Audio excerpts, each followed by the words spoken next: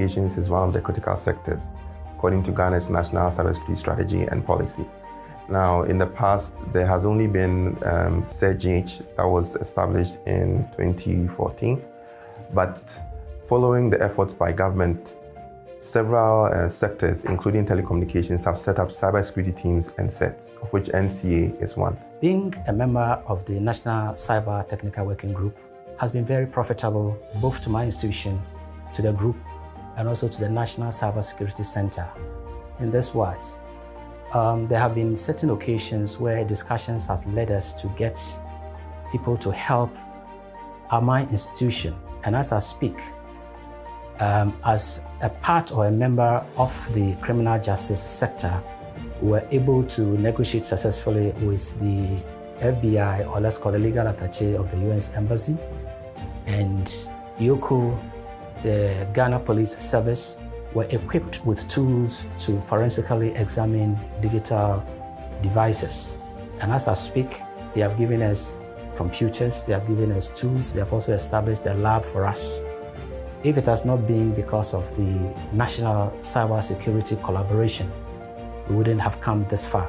Our contribution is very significant in the sense that when you look at the different areas that the critical national infrastructure falls in, everyone and every entity for that matter uses personal data for different purposes. For collecting data on travelers or employees or citizens one way or the other, people who are doing the right thing, people who are malicious and trying to do the wrong things. All these categories of individuals have rights under the Data Protection Act to be protected.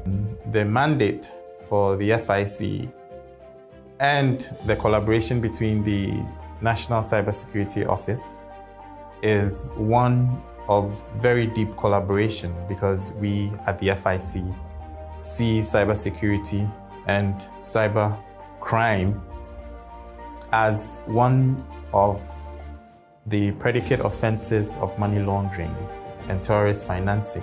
The National Communications Authority has supported the National Cybersecurity Center's efforts, which led to the accession of the Budapest Convention by Ghana. From GCNet's perspective, we've come in as a public-private partner. We've partnered with the National Cybersecurity Secretariat. First, we sponsor the program because we believe that what the Secretariat is doing actually bodes well for the nation. Now, we have to actually understand that the times in which we are now are dangerous times with a lot of cybersecurity threats. There's a lot of ransoms, there are breaches taking place across the globe, and Ghana is no exception. And so the work of the Secretariat, we believe we need to support, because without that support, no international body will have the confidence to come and implement solutions in Ghana.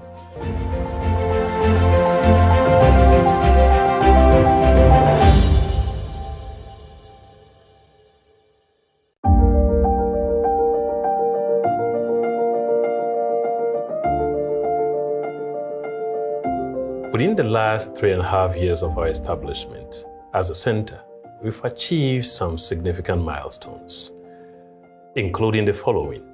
The launch of the Safer Digital Ghana, which was done by the Vice President in 2018.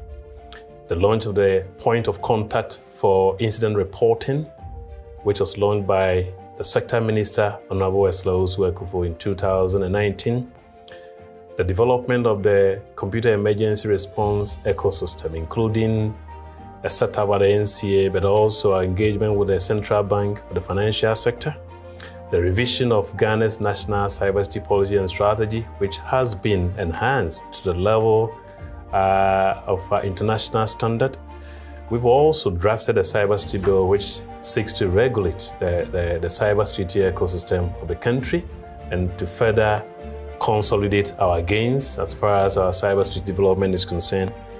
But most importantly, we've also signed up to 2 international conventions, which we are implementing. These are certain milestones which have also attracted international attention, including the Council of Europe, which has recognized Ghana as a hub for capacity building, ECOWAS Commission, which has then requested Ghana to lead cybersecurity in the sub-region, but also the World Bank, which has further built the confidence in investing in our digital economy. I think we haven't gotten it yet. We're still on a journey, as a matter of fact, but they are critical milestones. The main reason is the fact that we have a strong political commitment to cybersecurity. Take this from me as advisor. I think political commitment has been one of the fundamental successes, determinant that has really brought us this far. But most importantly, I think we've also been privileged to have a champion for cybersecurity in the person of the Minister for Communications, Honorable Esla Ozu, who has persistently led the fights, led the charge towards improving Ghana's cybersecurity readiness. I think we're grateful for the leadership of the country, but also for the technical working group for their support in getting to where we have gotten to. Let's continue and scale up our digital protection. The technical working group has been divided into subgroups. We have the criminal justice, defense and intelligence, stakeholder engagement sub-working group, and the SET, that's the computer emergency response team sub-working groups. And all these groups have worked assiduously to see the level that we have in cybersecurity as a nation. And outside this country, Ghana is recognized as one of the leading nations when it comes to cybersecurity. NCA is the telecommunications sector regulator in Ghana. Telecommunications is one of the critical sectors, according to Ghana's national cybersecurity strategy and policy. Now, in the past, there has only been CERGH that was established in 2014, but following the efforts by government, several sectors, including telecommunications, have set up cybersecurity teams and sets, of which NCA is one. Being a member of the National Cyber Technical Working Group has been very profitable both to my institution, to the group, and also to the National Cybersecurity Center. In this wise, there have been certain occasions where discussions has led us to get people to help my institution. And as I speak, as a part or a member of the criminal justice sector, we were able to negotiate successfully with the FBI, or let's call the legal attaché of the US Embassy, and YOCO, the Ghana Police Service, were equipped with tools to forensically examine digital devices. And as I speak, they have given us computers, they have given us tools, they have also established a lab for us. If it has not been because of the national cybersecurity collaboration, we wouldn't have come this far. Our contribution is very significant in the sense that when you look at the different areas that the critical national infrastructure falls in, everyone and every entity for that matter uses personal data for different purposes. For collecting data on travelers or employees or citizens one way or the other, people who are doing the right thing, people who are malicious and trying to do the wrong things. All these categories of individuals have rights under the Data Protection Act to be protected. The mandate for the FIC and the collaboration between the National Cybersecurity Office is one of very deep collaboration, because we at the FIC see cybersecurity and cyber crime as one of the predicate offenses of money laundering and terrorist financing. The National Communications Authority has supported the National Cybersecurity Center's efforts, which led to the accession of the Budapest Convention by Ghana. From GCNet's perspective, we've come in as a public-private partner. We've partnered with the National Cybersecurity Secretariat. First, we sponsor the program because we believe that what the Secretariat is doing actually bodes well for the nation. Now, we have to actually understand that the times in which we are now are dangerous times with a lot of cybersecurity threats. There's a lot of ransoms, there are breaches taking place across the globe, and Ghana is no exception.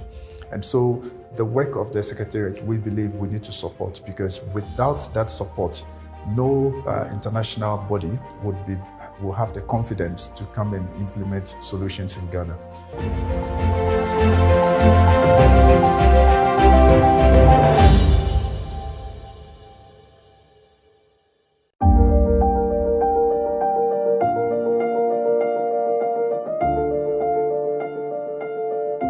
Within the last 3.5 years of our establishment as a center, we've achieved some significant milestones, including the following. The launch of the Safer Digital Ghana, which was done by the Vice President in 2018. The launch of the Point of Contact for Incident Reporting, which was launched by the Sector Minister, Honorable Eslosu Ekufo, in 2019. The development of the computer emergency response ecosystem, including a setup at the NCA, but also our engagement with the central bank for the financial sector. The revision of Ghana's national cybersecurity policy and strategy, which has been enhanced to the level of international standard.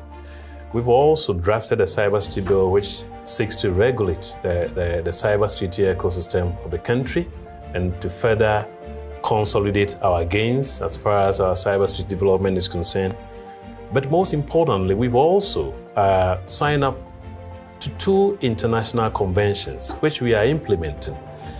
These are certain milestones which have also attracted international attention, including the Council of Europe, which has recognized Ghana as a hub for capacity building, ECOWAS Commission, which has then requested Ghana to lead cybersecurity in the sub-region, but also the World Bank, which has further built the confidence in investing in our digital economy.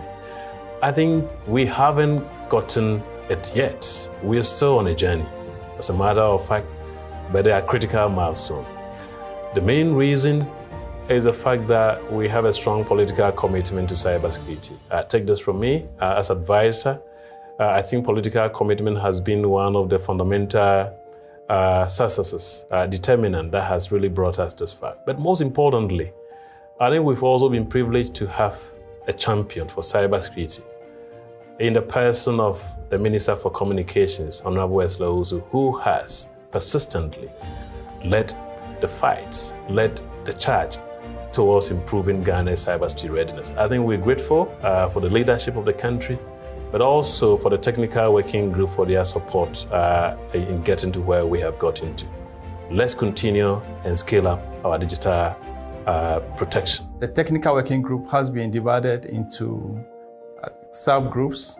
We have the criminal justice, defense and intelligence, stakeholder engagement sub-working group, and the SET, that's the computer emergency response team sub-working groups. And all these groups have worked assiduously to see the level that we have in cybersecurity as a nation. And outside this country, Ghana is recognized as one of the leading nations when it comes to cybersecurity. NCA is the telecommunications sector regulator in Ghana. Telecommunications is one of the critical sectors, according to Ghana's national cybersecurity strategy and policy. Now, in the past, there has only been CERGH that was established in 2014, but following the efforts by government, several sectors, including telecommunications, have set up cybersecurity teams and sets, of which NCA is one. Being a member of the National Cyber Technical Working Group has been very profitable both to my institution, to the group, and also to the National Cybersecurity Center. In this wise, there have been certain occasions where discussions has led us to get people to help my institution. And as I speak, as a part or a member of the criminal justice sector, we were able to negotiate successfully with the FBI, or let's call the legal attaché of the US Embassy, and YOCO, the Ghana Police Service, were equipped with tools to forensically examine digital devices. And as I speak, they have given us computers, they have given us tools, they have also established a lab for us. If it has not been because of the national cybersecurity collaboration, we wouldn't have come this far. Our contribution is very significant in the sense that when you look at the different areas that the critical national infrastructure falls in, everyone and every entity for that matter uses personal data for different purposes. For collecting data on travelers or employees or citizens one way or the other, people who are doing the right thing, people who are malicious and trying to do the wrong things. All these categories of individuals have rights under the Data Protection Act to be protected. The mandate for the FIC and the collaboration between the National Cybersecurity Office is one of very deep. Good morning, ladies and gentlemen, once again. Welcome to another refreshing Monday morning, which begins the third week of the National Cybersecurity Awareness Month. My name is Ohiniwa Brown, and it is my pleasure to be your host for today. On behalf of the Ministry of Communications and the National Cybersecurity Center, I'd like to warmly welcome all of you. We appreciate your presence. Before we set the tone for today's activity, of course, we would have to commit the day's activity into the hands of God. And so I would like to invite Mr. Frederick Mafo, who is the unit head for one of the units in the National Cybersecurity Center. Mr. Frederick, if you could do us the honors.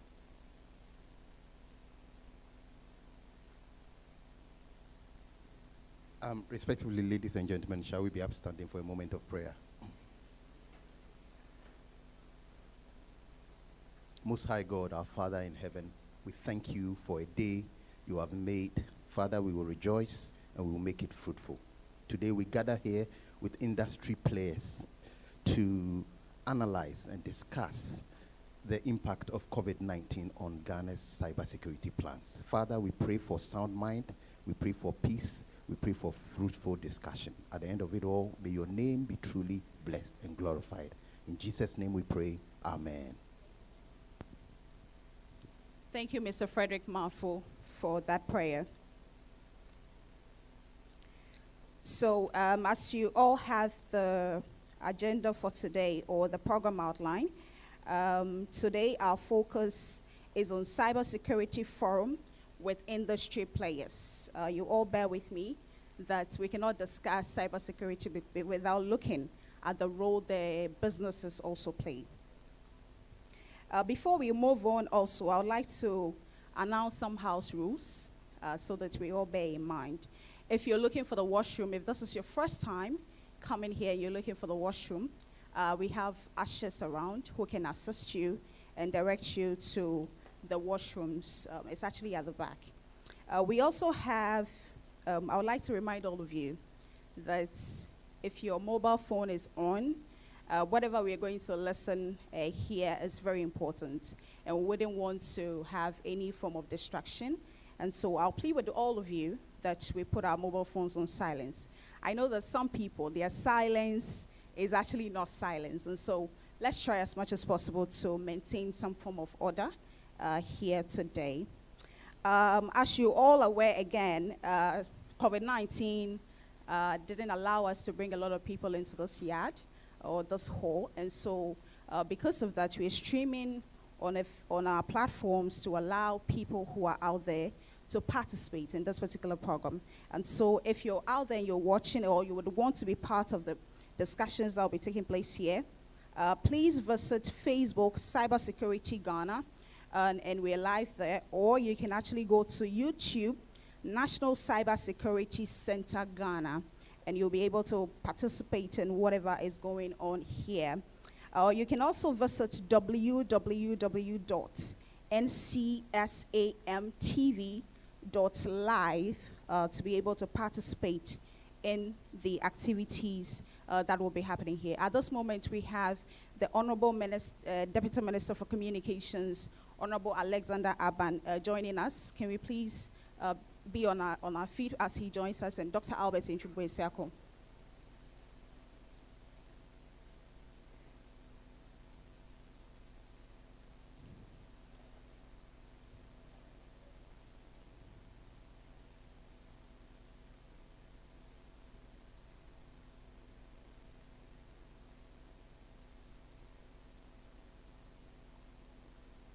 Please be seated.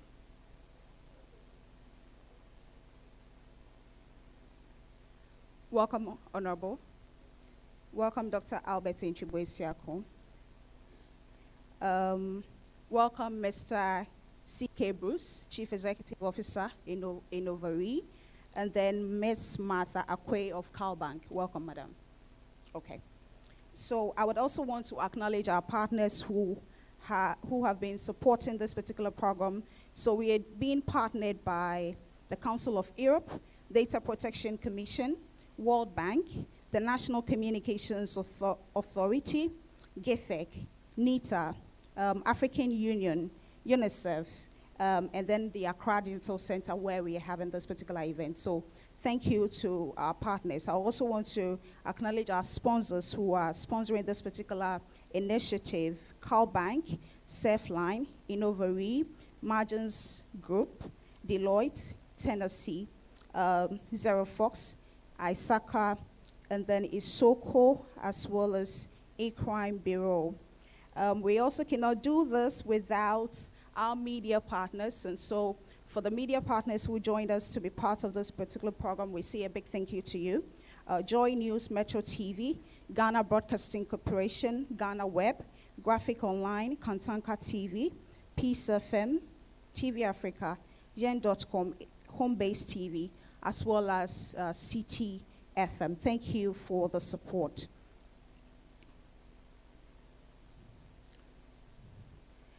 Today, as I mentioned earlier, our focus is on cybersecurity forum with industry players, and we cannot have discussions without looking at the role industry players as well as the businesses play in cybersecurity. But before we move on, I would please want to invite our dignitaries, Dr. Honorable Alexander Aban, if you could join us here.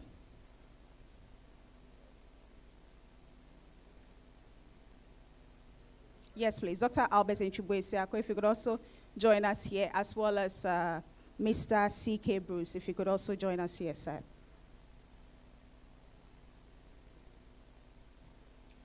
Honorable, please be in the middle.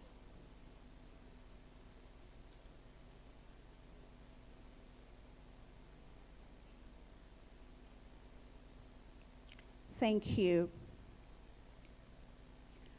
To tell us why we're here, it's important, as we're all aware, this program was launched on the 1st of October. The first week was dedicated to child protection initiative. The second week was also dedicated to public cybercrime, cybersecurity initiatives. This week is dedicated to business-related cybercrime, cybersecurity initiatives. And the theme is cybersecurity forum with industry players. We are still running on the theme, the general theme, which is cybersecurity in the era of COVID-19. And to help us have a fair understanding why we're here and why we have cybersecurity forum with industry players, I would please like to invite Dr. Albert Nchibwe-Siako, National Cybersecurity Advisor, to give us the opening remarks.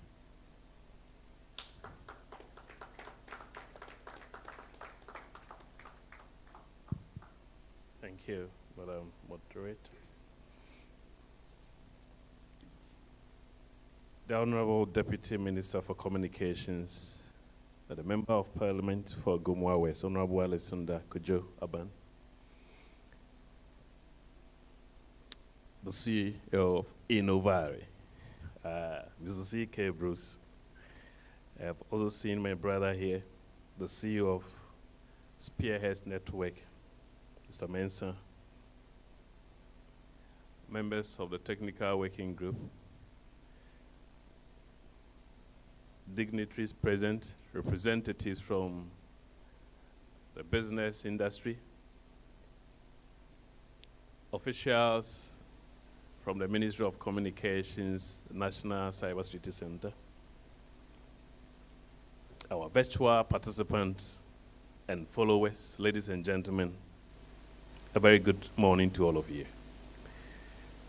This year has seen a lot of sectors take a deep dive as a result of the coronavirus pandemic. which has caused a global ripple effect and resulted in economic meltdown. The outbreak of the COVID-19 pandemic has further caused the closure of borders, including air, sea, and land, as well as physical spaces to ensure the observance of social distancing protocols as part of safety measures to prevent the spread of the pandemic.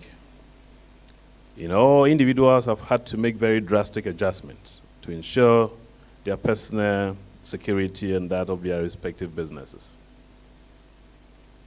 Ladies and gentlemen, businesses and corporate institutions have especially had to bear the harsh effect of COVID-19 pandemic, with some having to lay off their employees. As a result of the reduction in the existing workforce and higher cost of production, most businesses have had to re-strategize in order to stay afloat. As part of the re-strategizing effort, we can all bear witness to the fact that individuals and businesses have had to migrate their interactions onto digital platforms. The present pandemic has necessitated that most people work from home and deploy, consequently, virtual platforms to facilitate transactions. Ladies and gentlemen, once again, an assessment conducted by the Interpol has posited that major corporations, government, and critical infrastructure have become major targets for cyber criminals since the outbreak of the pandemic. Even as more people employ the use of information communication technology, we as businesses and government institutions must be very mindful of the possible cyber threat that accompany the increased use of the digital space. As corporate entities, the core of our operations ride on the shoulders of technology infrastructure, which mostly are in the hands of private sector stakeholders. In this regard, it is salient that organizations improve upon their cybersecurity posture to make their systems more resilient to cyber attacks and build the capacity of their staff in the area of cybersecurity. It has become a critical factor for management of organizations to prioritize cybersecurity and ensure the full operationalization of relevant cybersecurity directives and standards in their organizations. Noting that most industries may adversely be impacted by the outbreak of the pandemic, our gathering here, ladies and gentlemen, today will therefore focus on discussions that border on the role of private sector stakeholders in Ghana's cybersecurity development, having in view the consequence of COVID-19 on Ghana's digital transformation. Particularly, this session will identify and discuss post-COVID-19 cybersecurity initiatives that organizations must operationalize to safeguard our digital ecosystem, especially for the protection of Ghana's critical information infrastructure. Folks, 2 critical interventions have been introduced by government to improve cybersecurity development in the private sector. One is a revision of Ghana's national cybersecurity policy and strategy, which has placed the private sector, either those who operationalize the platforms or even cybersecurity companies and firms, at the center. The second is the introduction of the cybersecurity bill that seeks to regulate the ecosystem, and that is another intervention that seeks to bring private sector closer to government in terms of the interactions. But I also wish to inform all of us that the World Economic Forum has approached the Ministry of Communications through the National Cybersecurity Center to initiate a public-private partnership program on cybersecurity beginning 2021. This is in view of, according to the World Economic Forum, the commitment that our government has made on the cybersecurity front. This initiative is expected to strengthen the collaboration between the government and the private sector in improving our nation's cybersecurity readiness. Ladies and gentlemen, at the end of the day, We hope that this engagement will further highlight the critical issues and the way forward towards our common goal of securing Ghana's digital journey. I thank all of you, both our physical participants, but also our virtual participants and followers, for your participation. Thank you.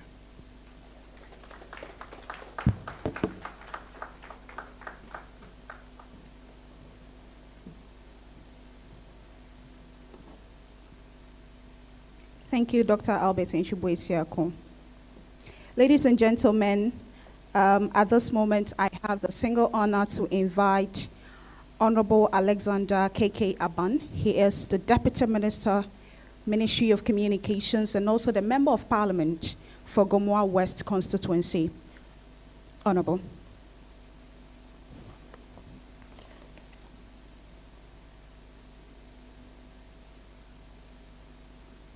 Thank you very much.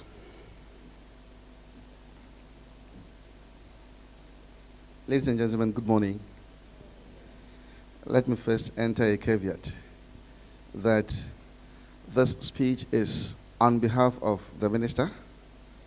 She takes all the credit, but if there are mistakes, they are mine.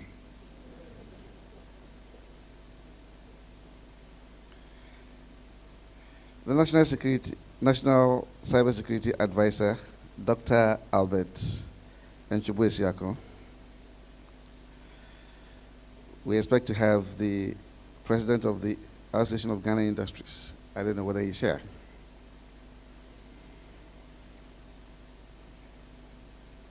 The Chief Legal Officer at the National Security Council Secretariat and SGI Coordinator, Mr. Osei Bonsu-Dixon. I suppose he's not here yet. With all the protocols that I have here, may I respectfully say that all protocols are observed. Distinguished guests, ladies and gentlemen, on behalf of the Minister for Communications, Honorable Ursula Owusu-Ekofo, I would like to thank you all for your continuous participation in this year's National Cybersecurity Awareness Month. Your participation in this month-long event is a demonstration of your commitment to ensuring the overall development of Ghana's cybersecurity. I'm grateful that you have prioritized this event and taken time out of your busy schedules to participate in this year's National Cybersecurity Awareness Month. Once again, I would like to welcome you all to today's forum. Ladies and gentlemen, I believe that this platform will seek to assess the overall impact of COVID-19 on the operations and overall cybersecurity posture of various organizations. Indeed, the outbreak of the COVID-19 has caused a paradigm shift across all sectors of the economy and further necessitated a migration onto various digital platforms to ensure effective communication and access to services in order to meet up with necessary growth and productivity. This increased digital citizenship has also heightened the threat landscape in the cyberspace and hence calls for increased vigilance among all internet users. Ladies and gentlemen, the government of Ghana, as the key champion of the country's cybersecurity development and in recognition of the increased digital citizenship over the past few years, has put in place a number of priority and strategic initiatives underpinned by the Digital Ghana Agenda to ensure the cyber resiliency of our digital ecosystem. To this end, the Ministry of Communications, through the National Cybersecurity Center, has implemented certain key initiatives to consolidate cybersecurity efforts in Ghana. Paramount among the initiatives is the introduction of a cybersecurity bill, which is currently pending Cabinet's approval for onward submission to Parliament to be subjected to parliamentary proceedings before being enacted into law. When passed into law, the Cybersecurity Act will serve as a legal instrument to regulate our cybersecurity activities whilst providing the basis for the establishment of a cybersecurity authority and the protection of our critical information infrastructure, among others. The bill also has a provision that seeks to promote the development of the cybersecurity ecosystem, including the private sector, by way of research and development, education, standardization, accreditation, and certification of cybersecurity professionals, products, and services. The Ministry of Communications, through the National Cybersecurity Center, has also conducted an extensive review of the National Cybersecurity Policy and Strategy to reflect current trends in cybersecurity. I am reliably informed that many of you gave inputs and made comments to enable a review of the aforementioned document. With the advent of COVID-19 and its impact, it has become imperative that we gain additional views from you, our cherished industry players, in order to improve collaboration and resilience relative to cybersecurity. The National Cybersecurity Policy and Strategy has been subjected to a comprehensive revision process as a need to encompass the views and suggestions of the relevant stakeholders in the cybersecurity ecosystem, to serve as a benchmark instrument to provide policy direction and an implementation tool to our cybersecurity initiatives. As an integral part of cybersecurity development in Ghana, the National Cybersecurity Policy and Strategy is envisaged to provide an operational framework that would promote and encourage the development of industry players and private sector stakeholders. As a strategic imperative to develop national capacity, government will actively pursue and develop the local cybersecurity industry by promoting relevant investments and public-private partnerships as the development of the local industry constitutes an important element of Ghana's goal for cybersecurity resilience. This will promote the development of local talents and skills in cybersecurity among Ghanaians. Furthermore, the government shall encourage and promote partnerships with relevant stakeholders, including the private sector, by creating incentives for cybersecurity innovations.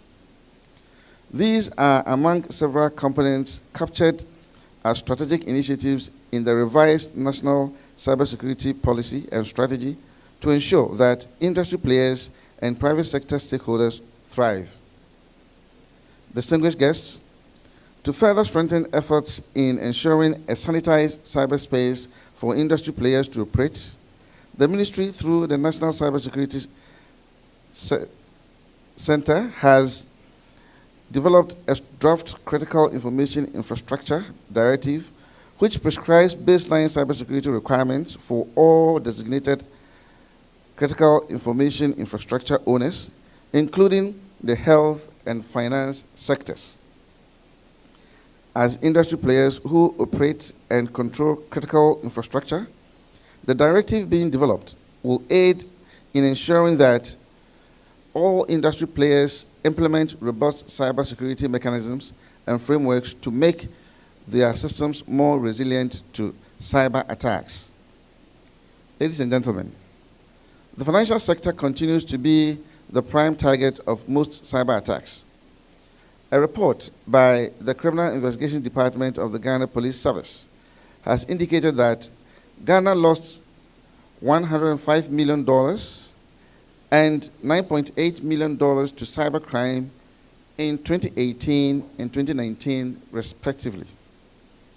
To combat cybercrime in the financial sector, the Bank of Ghana, in collaboration with the Ministry of Communications and the National Cybersecurity Center, has issued a cyber and information security drive to charge financial sector institutions to implement stringent cybersecurity framework and information security protocols and procedures to ensure cyber resilience within the banking and financial sector. Even though there is an expectation from the private sector stakeholders to provide innovative initiatives and measures to ensure that the country secures its digital ecosystem. I must commend you for your unflinching support and effort in our multi-stakeholder engagement in ensuring resilient cybersecurity architecture. Ladies and gentlemen, as government enables cybersecurity development by implementing strategic initiatives to ensure the growth in expertise and knowledge build-up within the private sector, the actual operationalization of cybersecurity is highly dependent on the private sector to protect the critical information infrastructure of the nation. I therefore implore all industry players to actively engage in this workshop so we can proffer solutions towards ensuring the security and resilience of the systems of our organizations. And I thank you for your audience. Good morning.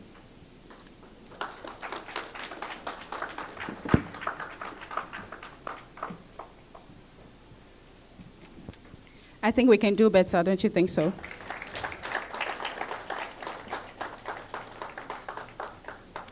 Great, thank you. So to move on to the next item, thank you very much, Honorable, for that insightful keynote speech. To move on to our next presentation, I would kindly want to usher you back to your seats so we can move on to the next stage of the event. Honorable Minister.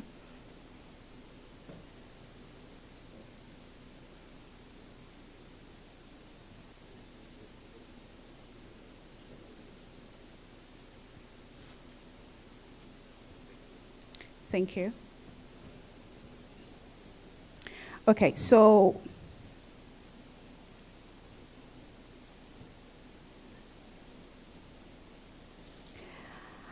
our next guest who is going to speak to us is going to have give us a presentation on maintaining cybersecurity compliance in the era of COVID-19. And to help us deliver this, C.K. Bruce, he is the Chief Executive Officer of Innovary. Oh, please, can we give him a round of applause?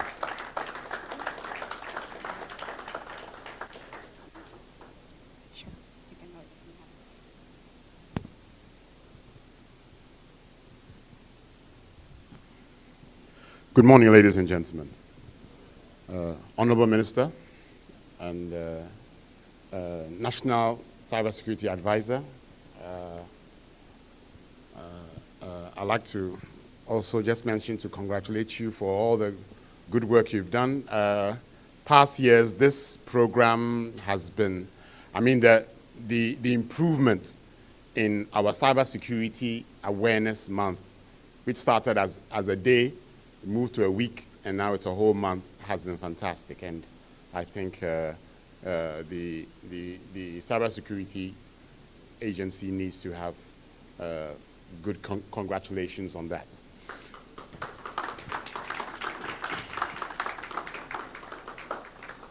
I'm going to just spend about 15 minutes, very short, to talk about how COVID-19 has affected compliance and compliance activities and some of the key things that we can look at to ensure that the baseline of compliance is not affected.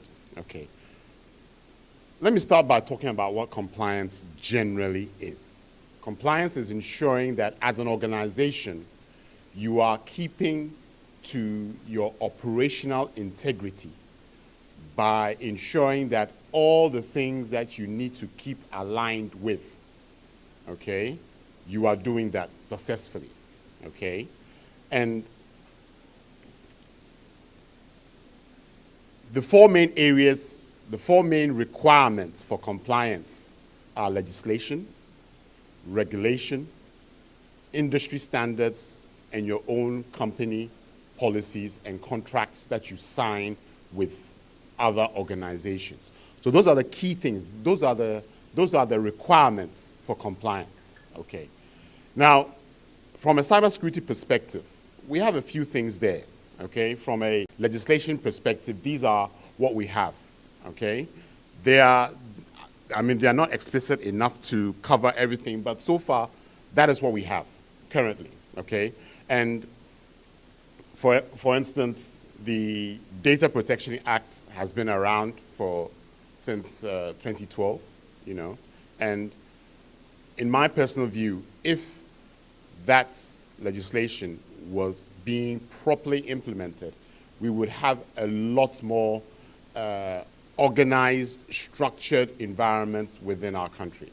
Okay, so it's very key that legislation is correct, is aimed at achieving the right objectives to make it well effective. Okay, regulation is difficult in our country. So far, it's only the banking industry, and since 2018, in October 2018, when the Bank of Ghana released the Cybersecurity Directive, no other regulatory body has done similar. And that's a concern, and that's a serious concern. I mean, the expectation, well, my expectation was that since one regulator has done such a very important act in trying to organize their industry, it would have trickled down to other industries, okay? But that is very much yet to happen, okay? And it's key that that is done, because it is from an industry perspective, from a regulator perspective, that the right requirements, the right provisions of a regulatory directive can be done, okay? Then we have industry standards. Industry standards can be seen as optional from a company perspective. But the fact of the matter is that if you, as an organization, you want to be at your best, then we would expect that you would look at the best practices within your industry and adopt them, okay? And that's what industry standards means. Industry standards, frameworks are best practices. And a best practice is a set of activities that have been done and done over and over again and has achieved good, positive results. So that's what a best practice is, okay? So for cybersecurity, ISO 27001 is perhaps the de facto best practice, which creates the best management system for cybersecurity. NIST is an American set of guidelines, and then PCI DSS is focused at card handling, card issuing organizations, okay? The fourth area is your company policies, okay? And perhaps that is where the real compliance manifests. Now, we would expect, if your company policies were being developed properly, that they would take input from legislation, from regulation, and from industry standards in developing your company policies, okay? So basically, once you are complying with your company policies, then we would expect that the salient, important, relevant aspects of your legislation, regulation are being adopted within your organization, okay? Contracts are also included in your consideration of developing your policies, because it will look a little bit stupid if you sign contracts with organizations, yet you have your own policies that doesn't enable you to fulfill those contracts properly. So, I mean, basically, that is a typical shooting yourself in the foot situation, okay? So, it's important, as I said, that all these are considered. So again, coming back to, for example, the data protection, if companies in Ghana were fully adopting the data protection legislation, for instance, within their company policies, then they will be implementing a lot of cybersecurity, information security requirements. Okay? One of the things which I recognize, which as a country we are weak on, is enforcement. Okay? So since 2012, there hasn't been any real enforcement. Okay? I vaguely recall that there was a single case of one of the hotels being taken to court. Okay? And they were slapped with a 250 Ghana cedis fine. Anybody can pay that. Even I could pay that. Okay? But mind you, if you know what the maximum fine is or maximum penalties are, then you would sit up. The maximum is 250,000 Ghana cedis and or 6 months in jail. So you could imagine that if a few CEOs were slapped in jail, my industry would be thriving by now, and we will have a lot of work to do. Okay, so I wish a Supreme Court judge was here to hear us saying that. But it's important that all these things are taken into consideration when you are setting up your company policy, because at the end of the day, it's the company policy level that the real compliance requirements comes in. Okay, and to look at the impact of COVID to the impact on the environment, then we can see where we would need to enhance our compliance activities. Okay, so COVID has come to create additional problems in this area, malware and phishing. You know, because of an era of uncertainty that COVID has created, and an era of people not being sure of what they are doing, companies are just not prepared, and I will expand a little bit on that later in my concluding remarks. So it creates an opportunity for malware developers and those kind of unscrupulous people to send phishing. Phishing becomes a vector for malware infections, okay? And there has been a clear increase, massive increase in those areas. And specifically, one type of malware that is being seen is ransomware. And ransomware, those of you who have experienced this, it is vicious. Those of you who haven't, bless you. Okay, but ransomware is vicious, and it can the level of confusion it can create within an organization is really out of this world. Okay, so malware, phishing as a vector has increased significantly. Social engineering is basically conning, scams, and again, because of the uncertainty, because of the confusion, because of other concerns that individuals have for their health, for their family, it brings a big opportunity for social engineering and for scams. Okay, again, massive increase in scams, mobile money scams. I haven't experienced it directly, but my church experienced it, and it was very, very hurtful, okay? So all the uncertainty has increased it. Hacking has gone up as well, again, because of the uncertainty, okay? And then another entrance into the risk profile is working from home, teleworking. Teleworking has created a new, completely different working environment, which hitherto a lot of organizations hadn't quite understood or were not practicing, okay?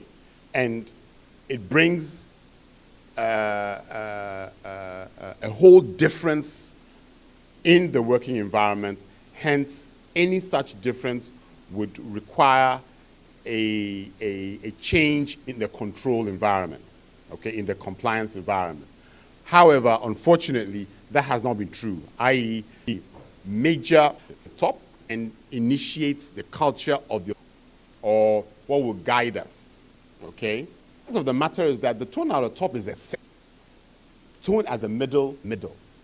Prove to the policies that are being developed, okay? So true compliance actually happens at the middle. So it is the top that sets the tone for the general direction, but we need to understand that it's the middle that actually complies or are not able to respond to changes within the environment. Let's look at the drivers for the tone at the middle. What makes the tone at the middle tick and work efficiently? Number one, engagement. And that perhaps is the most important. Engagement is how middle managers interact, respond to their reports, okay? How middle managers actually, okay? In some organizations, disciplinary action, for instance, actual responding to requests for action at the operational level lies with the line manager. But most of them don't actually understand the essence of that happening, because it is when the middle manager actually is responsible for all their reports and are able to be properly part of the disciplinary process, then we begin to have a proper level of engagement. But then that is kind of loose, and then we are not really translating the tone at the top into actual operation. Okay, engagement also means that, okay, engagement is being lost by working from home, because there's a significant lack of direct interaction. There's a sense of departure, okay, from the line manager and the workforce. Thereby, there's a slow, gradual weakening of the compliance regime within the organization. Okay, values and messaging. Again, values are from the top. How is that translated into for the workforce? Messaging are translating the directives, the strategic direction of the organization. Okay, again, that happens at the operational level. Ethical decisions. Now, ethical decisions seems to be, we talk about ethical issues as being the gray area in things. But in actual fact, proper ethical decisions are supported by risk management, adoption of risk assessments. If within an organization they lack risk orientation, i.e., risk management is a lip service activity, then you have a gap in your proper decision making. Without risk management, it is difficult, next to impossible, to make proper decisions. Okay, so even if an organization wants, organizations sometimes would not comply with a regulation because of certain reasons. Okay, and okay, we would rather pay the fine than comply with the regulation. Okay, it's done. Okay, but it is important that the workforce understand the strategic reason behind such actions. Okay, include the workforce, include the operational level people in such decision making. And that can only be achieved if there's a proper risk assessment, risk management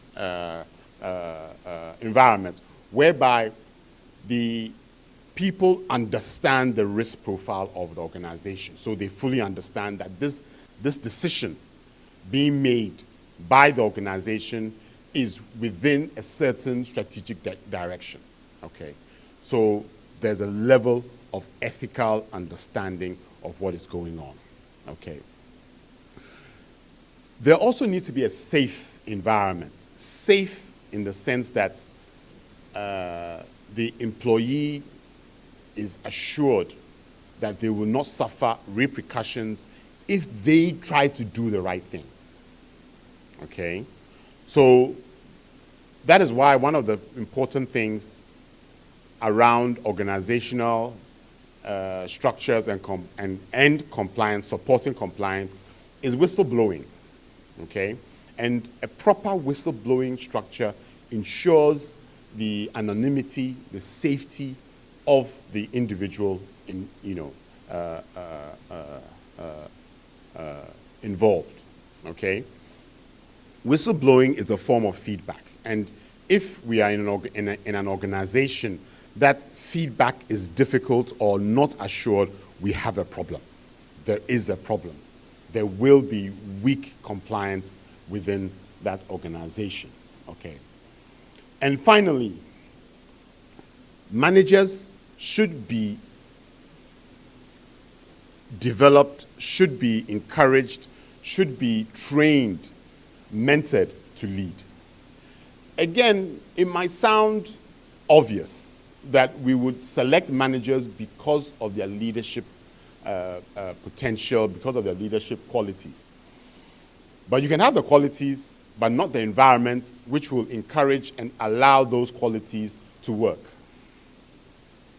So having that proper regime is very important, okay?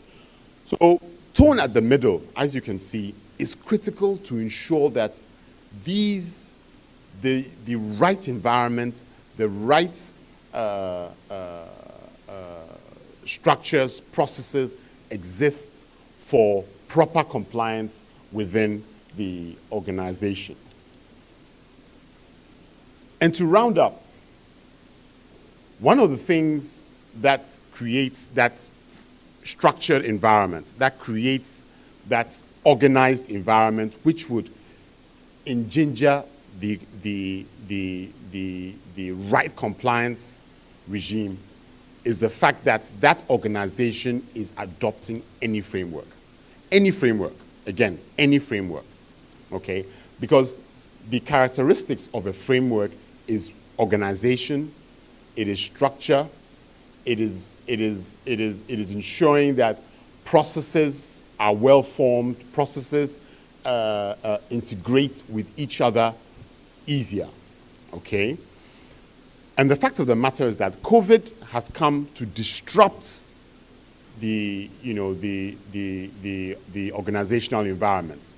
So if the culture of the organization is not well organized, then the response to all these changes becomes difficult. And the compliance levels becomes lower. And the compliance levels are not at the stage or at the expected levels that we would want it to be. Okay, so it is essential that organizations are well organized. It is essential that they adopt a framework. Again, any framework creates the comfort, creates the understanding of what do we do when there's a change in the environment, when there's a change in the risk profile, when there's a change in the risks that the organization is facing. And then the organization will be able to maintain the right baselines for continual response to changes like COVID. Okay. And on this note, ladies and gentlemen, thank you so much. Thank you very much. Thank you, Ms. C.K. Bruce, Chief Executive Officer in Innovary. What do we do when there's a change in the environment? At this juncture, I think he deserves more applause. Okay, at this juncture, I would want us to take a health break so that at least we can stretch ourselves, have some coffee at the back, and then we'll have the Honorable Minister take leave of us as well. I would plead with the media if we could have a very short interview session at the other side so that Honorable can take leave of us. Thank you.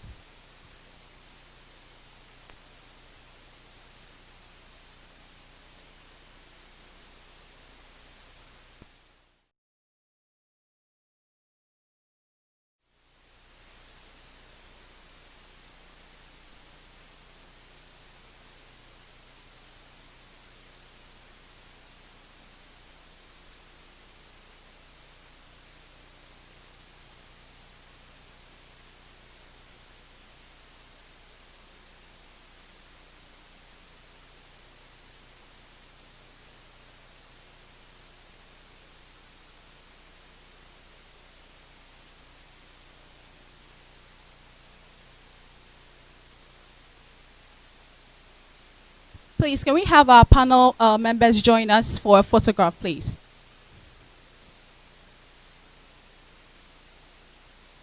Hi.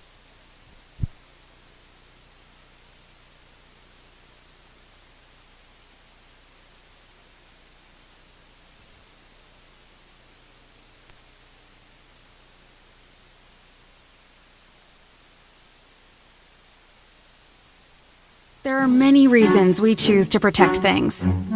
Because they're valuable, or vulnerable, precious, or priceless. And to secure the most essential elements in our connected world, we rely on cybersecurity professionals certified by ISC Squared.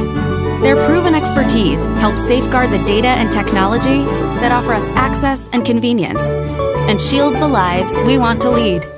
In a world worth protecting, ISC Squared is there. There are many reasons we choose to protect things. Because they're valuable, or vulnerable, precious, or priceless. And to secure the most essential elements in our connected world, we rely on cybersecurity professionals certified by ISC Squared. Their proven expertise helps safeguard the data and technology that offer us access and convenience, and shields the lives we want to lead.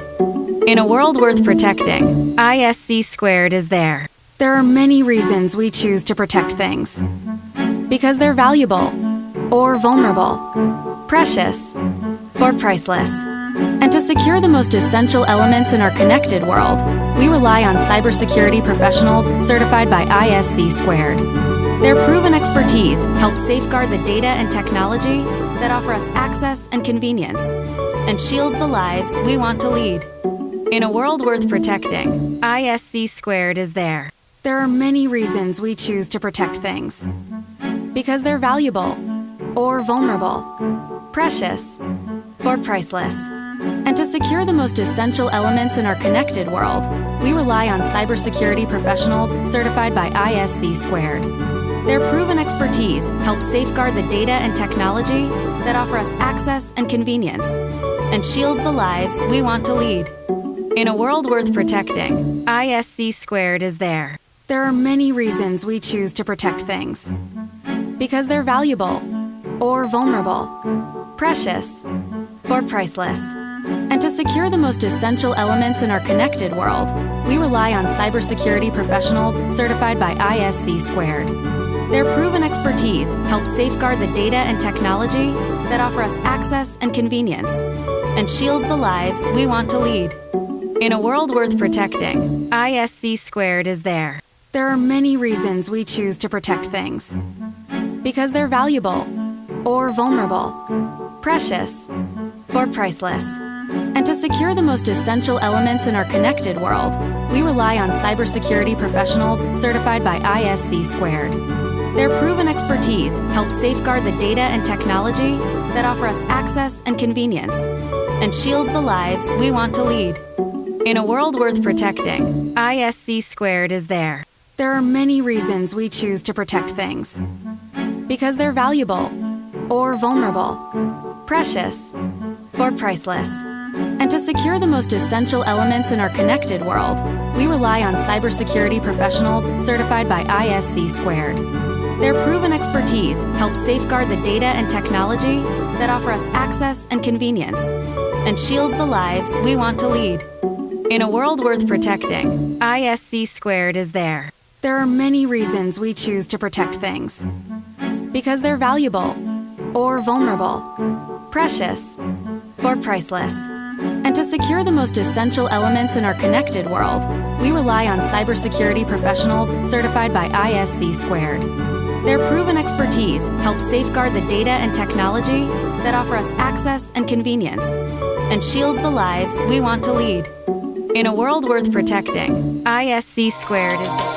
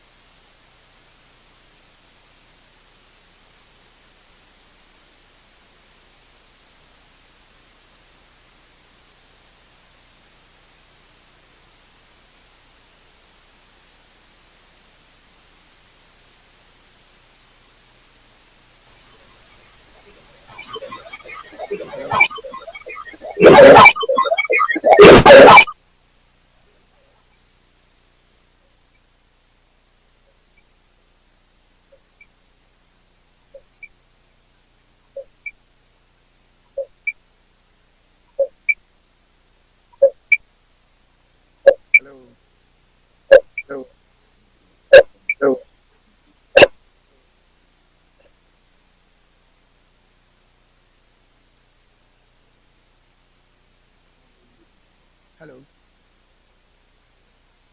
Hello.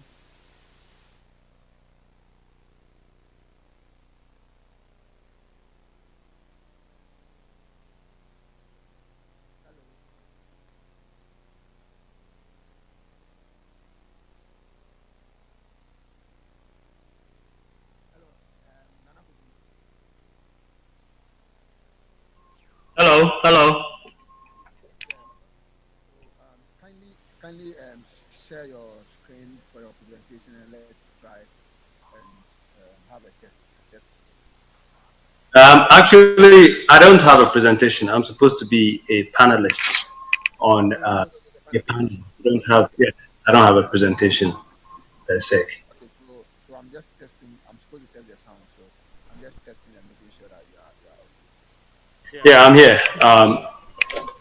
So I'll just keep an eye on my phone and everything. But we haven't started yet, have we? No, I think it will start. They are doing it. They are doing, we are on health break, so I think in the next 20, 30 minutes, the panel discussion will start. Sure.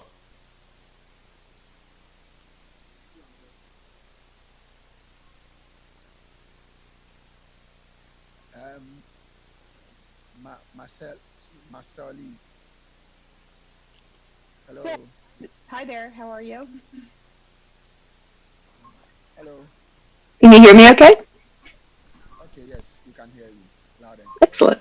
Excellent. Thank you.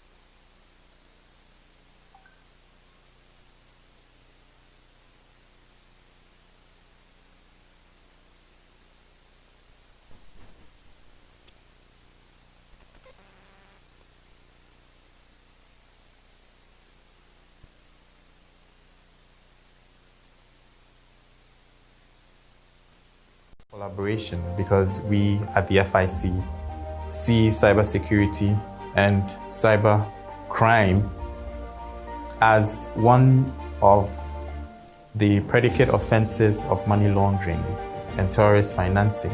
The National Communications Authority has supported the National Cybersecurity Center's efforts, which led to the accession of the Budapest Convention by Ghana. From GCNet's perspective, we've come in as a public-private partner. We've partnered with the National Cybersecurity Secretary. First, we sponsored the program because we believe that what the Secretariat is doing actually bodes well for the nation. Now, we have to actually understand that the times in which we are now are dangerous times with a lot of cybersecurity threats. There's a lot of ransoms, there are breaches taking place across the globe, and Ghana is no exception.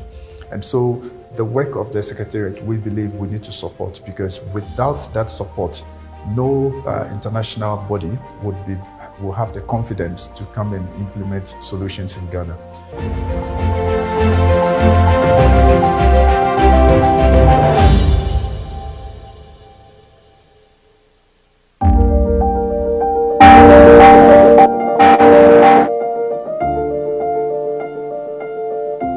Within the last 3.5 years of our establishment as a center, we've achieved some significant milestones, including the following. The launch of the Safer Digital Ghana, which was done by the Vice President in 2018. The launch of the Point of Contact for Incident Reporting, which was launched by the Sector Minister, Honorable Eslosu Ekufo, in 2019. The development of the computer emergency response ecosystem, including a setup by the NCA, but also our engagement with the central bank for the financial sector. The revision of Ghana's national cybersecurity policy and strategy, which has been enhanced to the level of international standard. We've also drafted a cybersecurity bill which seeks to regulate the cybersecurity ecosystem of the country and to further consolidate our gains as far as our cybersecurity development is concerned. But most importantly, we've also signed up to 2 international conventions, which we are implementing. These are certain milestones which have also attracted international attention, including the Council of Europe, which has recognized Ghana as a hub for capacity building, ECOWAS Commission, which has then requested Ghana to lead cybersecurity in the sub-region, but also the World Bank, which has further built the confidence in investing in our digital economy. I think we haven't gotten it yet. We're still on a journey, as a matter of fact, but they are critical milestones. The main reason is the fact that we have a strong political commitment to cybersecurity. Take this from me as advisor. I think political commitment has been one of the fundamental successes, determinant that has really brought us this far. But most importantly, I think we've also been privileged to have a champion for cybersecurity in the person of the Minister for Communications, Honorable Eslosu, who has persistently led the fights, led the charge towards improving Ghana's cybersecurity readiness. I think we're grateful for the leadership of the country, but also for the technical working group for their support in getting to where we have gotten to. Let's continue and scale up our digital protection. The technical working group has been divided into subgroups. We have the criminal justice, defense and intelligence, stakeholder engagement sub-working group, and the set that's the computer emergency response team sub-working groups. And all these groups have worked assiduously to see the level that we have in cybersecurity as a nation. And outside this country, Ghana is recognized as one of the leading nations when it comes to cybersecurity. NCA is the telecommunications sector regulator in Ghana. Telecommunications is one of the critical sectors, according to Ghana's national cybersecurity strategy and policy. Now, in the past, there has only been CERGH that was established in 2014, but following the efforts by government Several sectors, including telecommunications, have set up cybersecurity teams and sets, of which NCA is one. Being a member of the National Cyber Technical Working Group has been very profitable both to my institution, to the group, and also to the National Cybersecurity Center. In this wise, there have been certain occasions where discussions has led us to get people to help my institution. And as I speak, as a part or a member of the criminal justice sector, we were able to negotiate successfully with the FBI, or let's call it legal attaché of the US Embassy, and YOCO, the Ghana Police Service, were equipped with tools to forensically examine digital devices. And as I speak, they have given us computers, they have given us tools, they have also established a lab for us. If it has not been because of the national cybersecurity collaboration, we wouldn't have come this far. Our contribution is very significant in the sense that when you look at the different areas that the critical national infrastructure falls in, everyone and every entity for that matter uses personal data for different purposes. For collecting data on travelers or employees or citizens one way or the other, people who are doing the right thing, people who are malicious and trying to do the wrong things. All these categories of individuals have rights under the Data Protection Act to be protected. The mandate for the FIC and the collaboration between the National Cybersecurity Office is one of very deep collaboration, because we at the FIC see cybersecurity and cyber crime as one of the predicate offenses of money laundering and terrorist financing. The National Communications Authority has supported the National Cybersecurity Center's efforts, which led to the accession of the Budapest Convention by Ghana. From GCNet's perspective, we've come in as a public-private partner. We've partnered with the National Cybersecurity Secretariat. First, we sponsor the program because we believe that what the Secretariat is doing actually bodes well for the nation. Now, we have to actually understand that the times in which we are now are dangerous times with a lot of cybersecurity threats. There's a lot of ransoms, there are breaches taking place across the globe, and Ghana is no exception. And so the work of the Secretariat, we believe we need to support, because without that support, no international body will have the confidence to come and implement solutions in Ghana.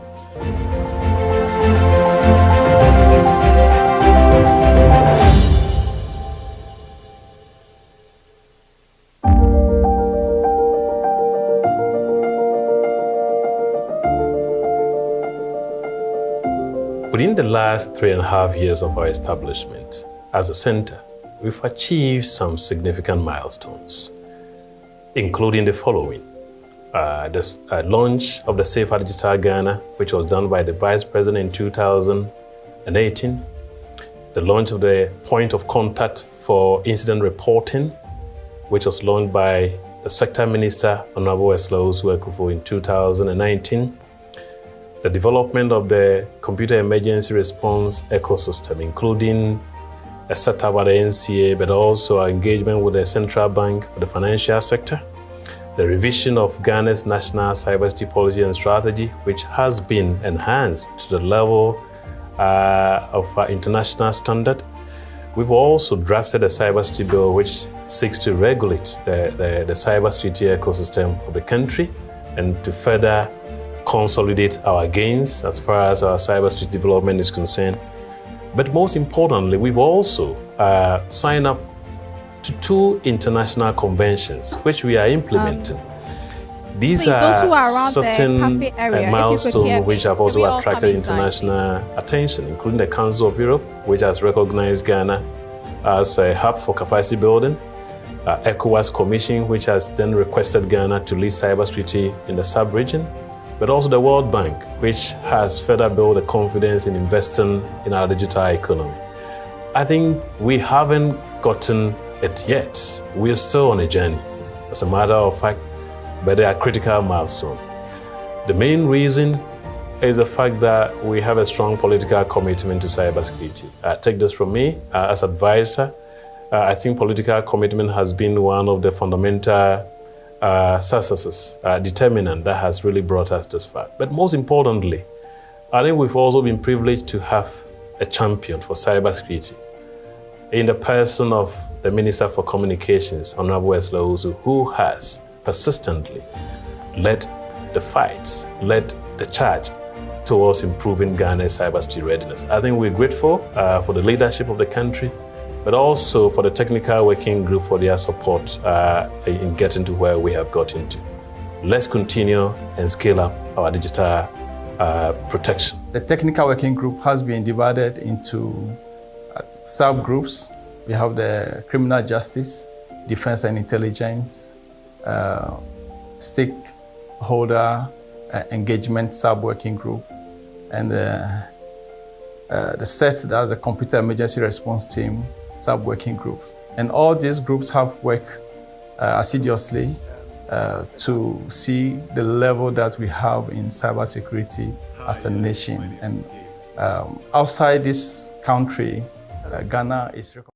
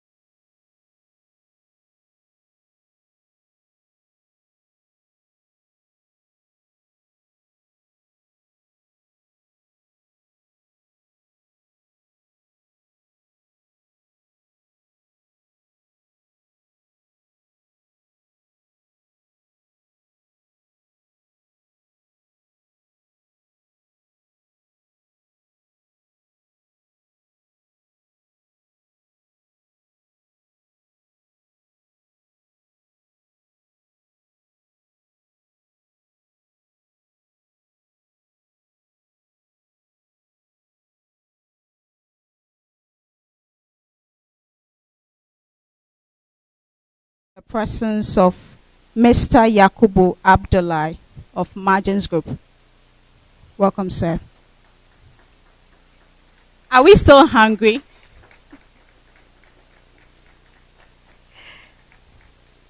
I would also like to recognize Mr. Jonathan Date, Tennessee Professional Service Limited.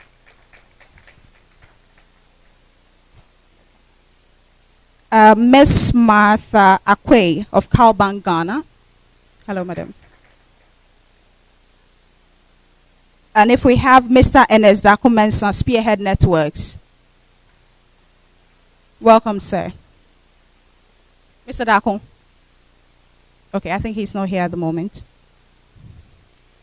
Do we also have Mr. Kofi Asafo Ajo, Ghana Domain Name Registry? I think he's online. He will be joining us virtually. As well as Mr. Michael Kofi of Standard Chartered Bank. I hope I got the name right, sir. Welcome. Mr. Eric Akwe of Surfline Ghana. Hello, sir. Welcome. And then Marcel Lee, Secure Works Maryland. She's joining us virtually, as well as Mr. Gabi Goldhish, Zero Fox. Do we have Mr. Albert Irenchi Dankwa? Hello, sir. Welcome. Okay, so to give us a presentation, I would please like to invite Mr. Yakubu Abdullahi of Margins Group Limited. Please give him a hand of applause, please.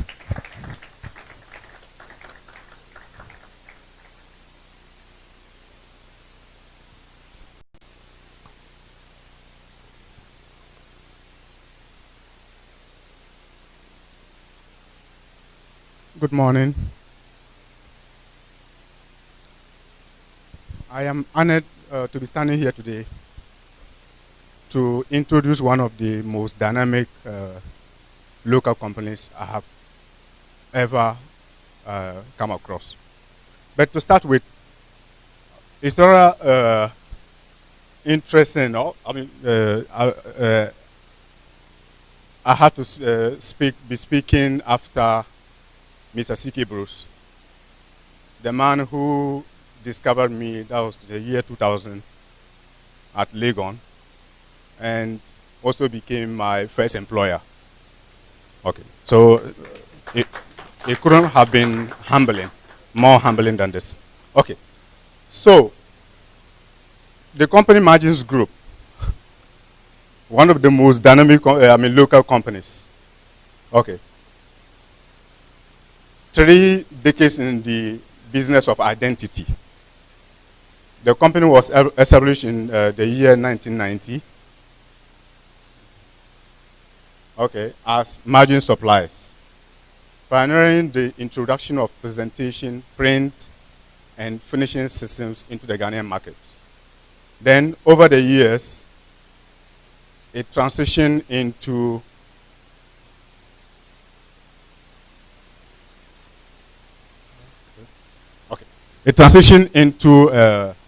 another business, that's print on demand, providing services from premium print for clients to event concept design and production.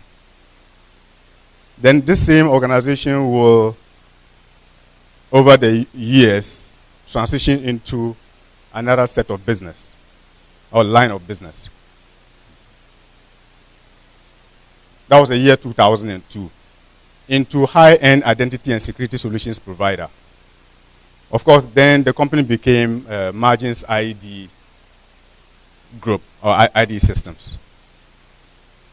Then, in the year 2004, it decided to actually set up a factory called the ICPS, that's Intelligent Card Production Systems. All right.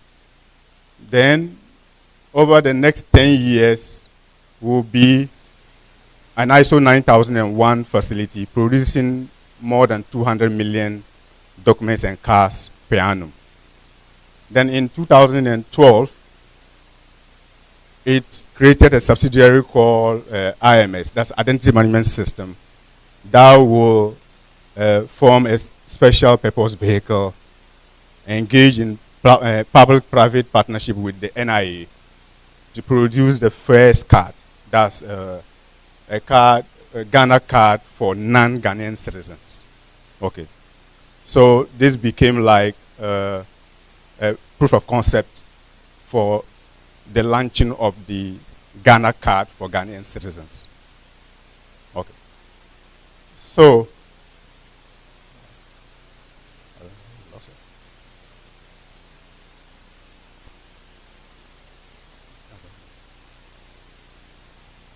okay. So basically that's it. So this company is currently actually produces the Ghana card here in Ghana. Okay, so I wanted to actually play a short video to give the full story of the ICPS.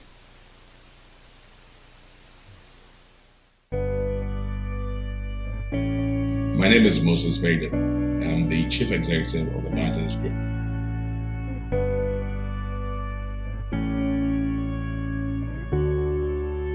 Our vision of the Martins Group is to be a global leader in identification, documentation, data systems, transactions, and secure solutions.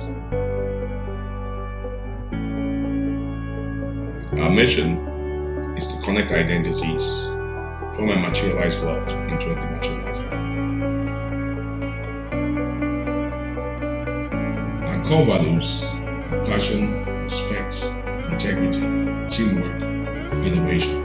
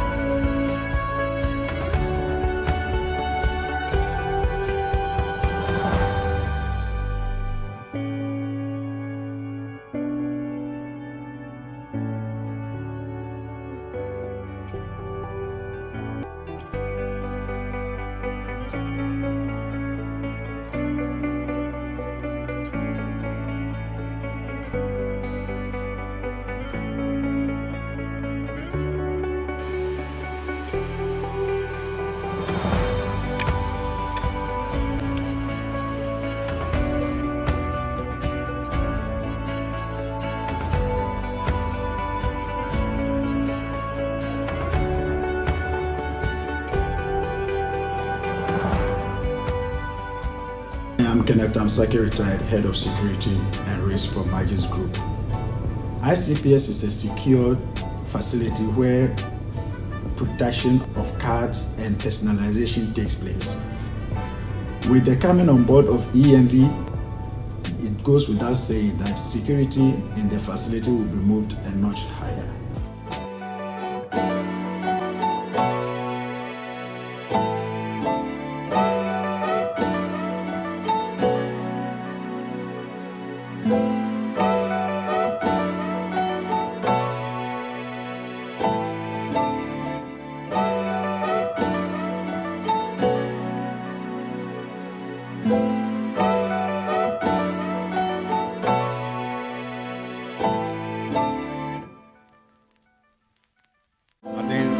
ICPS.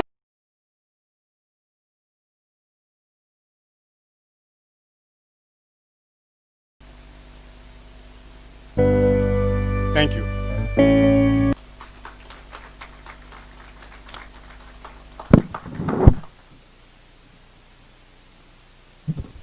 Thank you very much, Mr. Yakubu Abdullahi of Margins Group.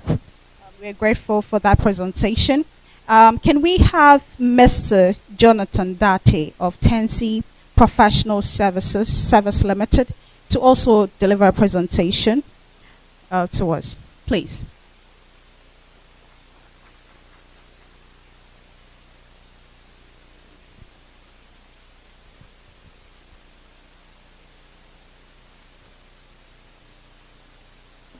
Good morning.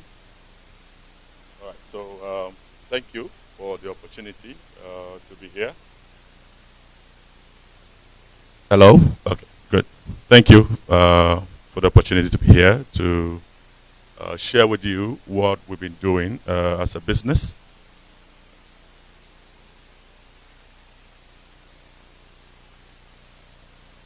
All right.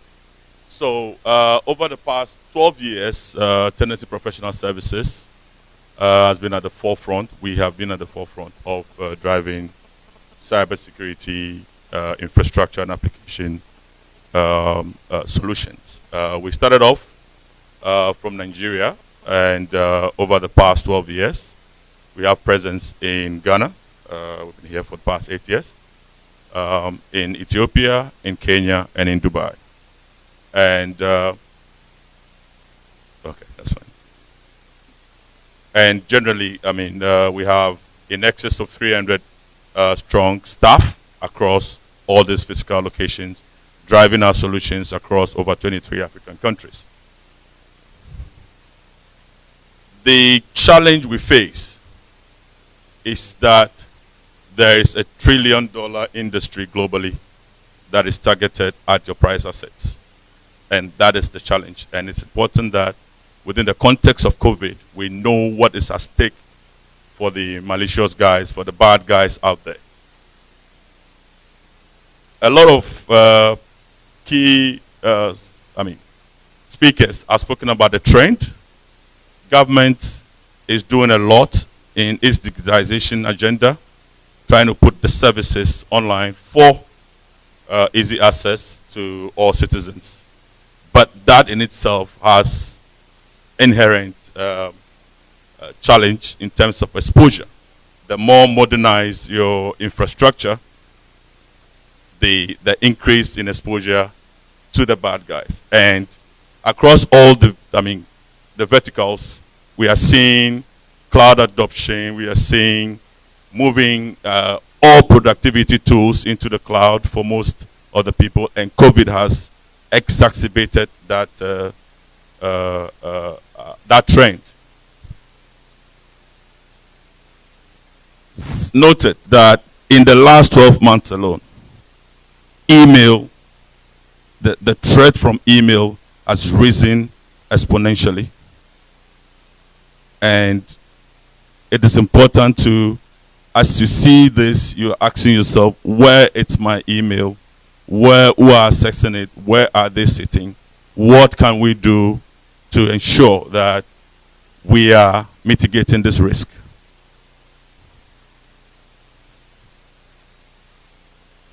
Our customers are having challenges. The challenges are mostly around implementation of point solutions, and a lot of them, management of those point solutions have become a challenge for their teams. CISOs are having to look at budget cuts within the context of COVID. So the case for much more attention to cybersecurity issues cannot be made even better. And COVID has come to push that conversation to the front burner. There are questions that we all need to ask ourselves as IT users or IT service partners. The strategy must change. The CISOs, the IT teams are asking themselves, what assets do we have? Where are these assets sitting? Who are those accessing these assets? From where, from what location, through what means? And so the strategy will have to be revised. And this is where Tennessee comes in. We are engaging, and we have been engaging over the past few months on changing the strategy, changing the approach. And we have, in our discussions, been talking about the categorization of our solutions. So far, we bring to the table the biggest portfolio of cybersecurity solutions from market leader OEMs. And I can see a number of our customers in the audience.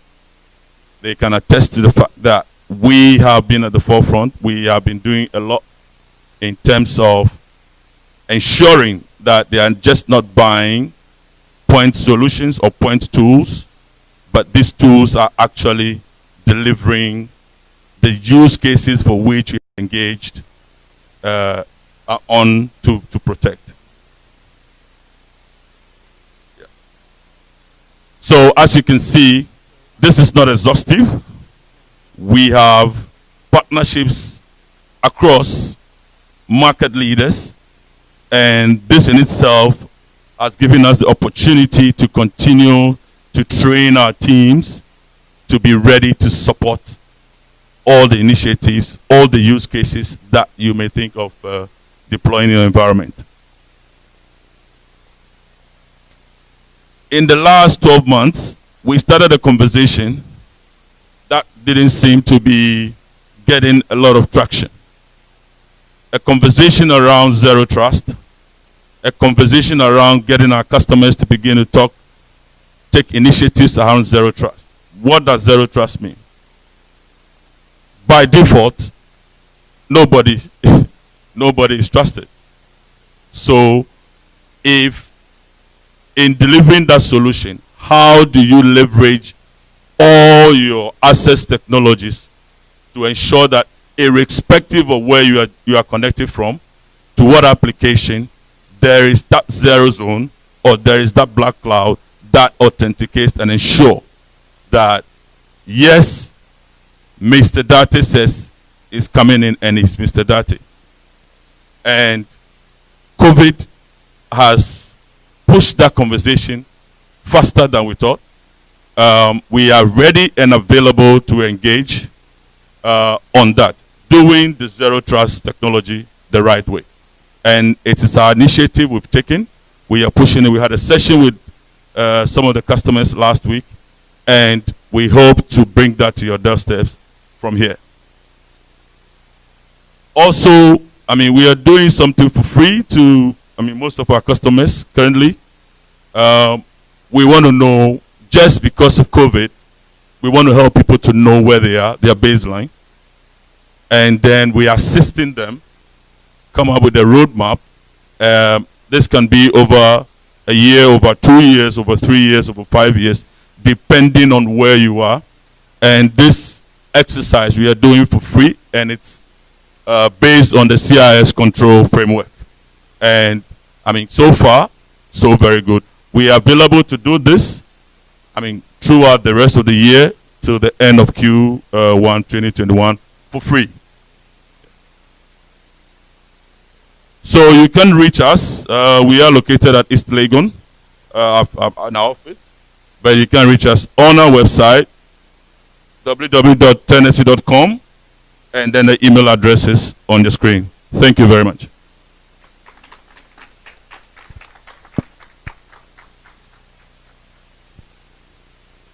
Thank you very much, Mr. Jonathan Date of Tennessee Professional Services Limited. We are grateful for that presentation. Can we please have a message from our sponsor, one of our sponsors, Miss Martha Akwe of Calban, Ghana, to deliver that to us, madam? Oh, I think we can do better, right?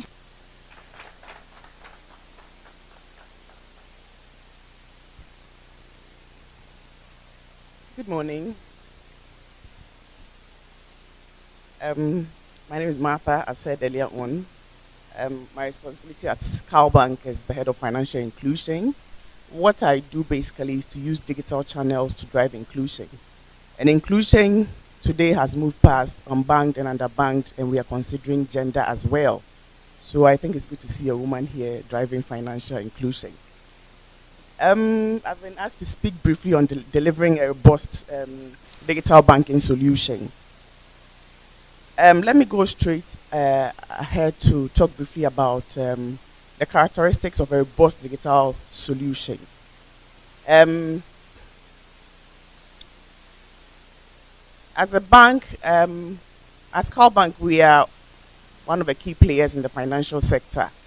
And when the Honorable Minister was speaking, he did mention the fact that banks are really, or the financial sector is a target for cybercrime, and that is, it cannot be overemphasized.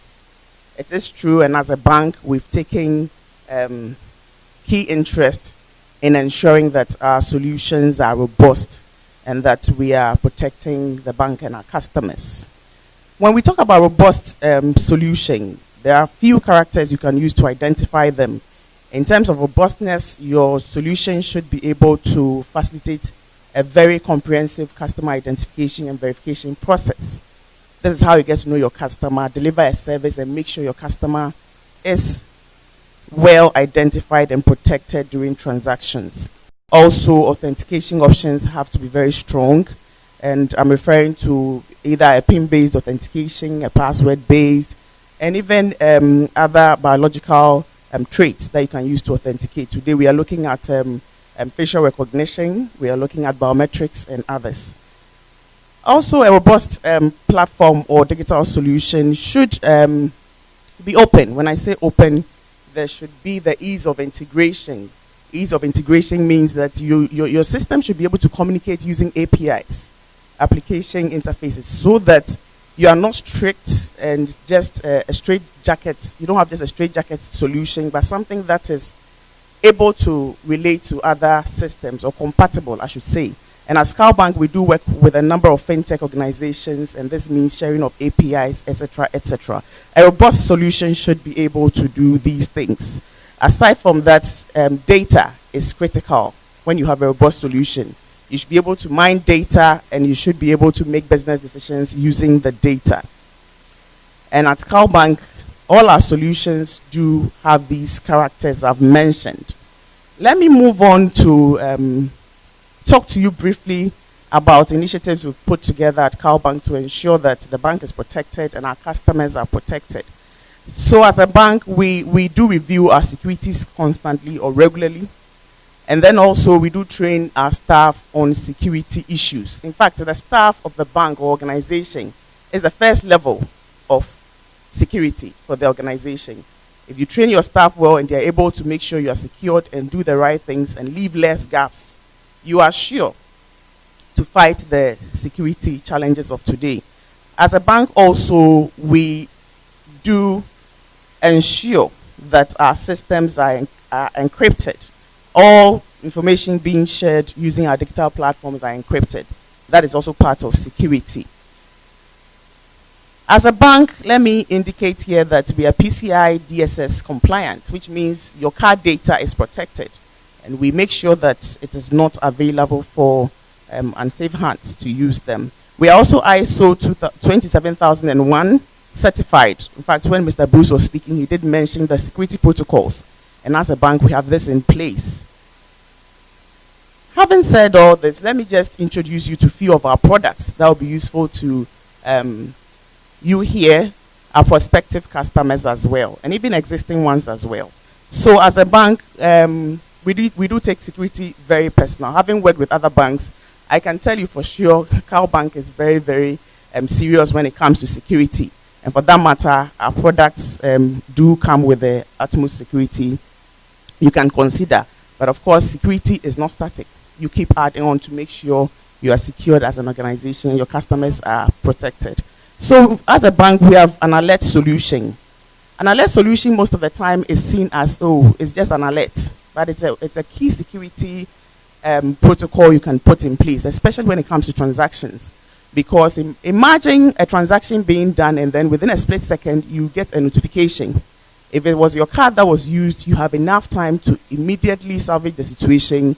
If it was the money that was withdrawn in the banking hall, you have enough time to immediately salvage the situation. So an alert solution is not ordinary. It is very critical. And as a bank, we do have an alert notification solution. Let me also move on to talk about our cards. As Cal Bank, we are actually a principal member for Visa, for MasterCard, and for Union Pay International. So we are able to issue cards and also acquire card transactions. And this is why it is critical and important that we are PCI DSS certified. And we are, as I mentioned earlier on. In terms of our cards are chip and pin-based cards, which means it's not marked stripe. You actually need a pin to do a transaction. And then in the event that you're doing an online transaction, as a bank, we also have 3D Secure. 3D Secure is when you have either a one-time password or some sort of identification that you use to authenticate your online transactions. So as a bank, we have 3D secured, and like I mentioned, our cards are chip and pin based. Apart from our card solutions, we also have mobile banking application. And the mobile banking application we have the app, of course, and then we have mobile banking in terms of USSD.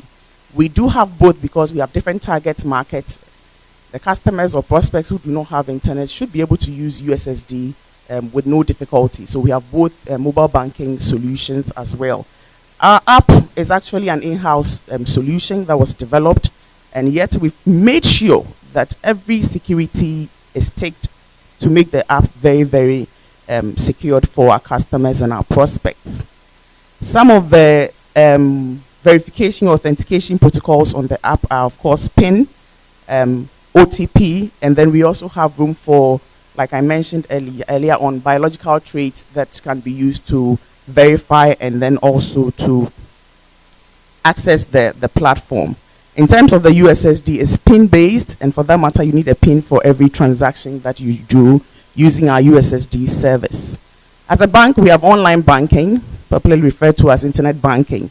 And our internet banking solution is very secured. Once again, it is username and password based and protected. Aside from that, we also make use of one-time passwords for every transaction being done on the internet banking platform. All these are security measures we've put in place to make sure our customers are safe. We also, as a bank, has a payment platform. We call it CalPay. This is a platform that allows for businesses to receive payments online. And then basically what it does is allow for users or patrons to pay using Visa card, MasterCard, mobile money as well, and then a Cal Bank account. This solution is one of the latest we've brought out, and we are still working on it to put more offerings on the platform. As part of driving financial inclusion, Cal Bank also offers agent banking services. We have a channel, an agent banking channel.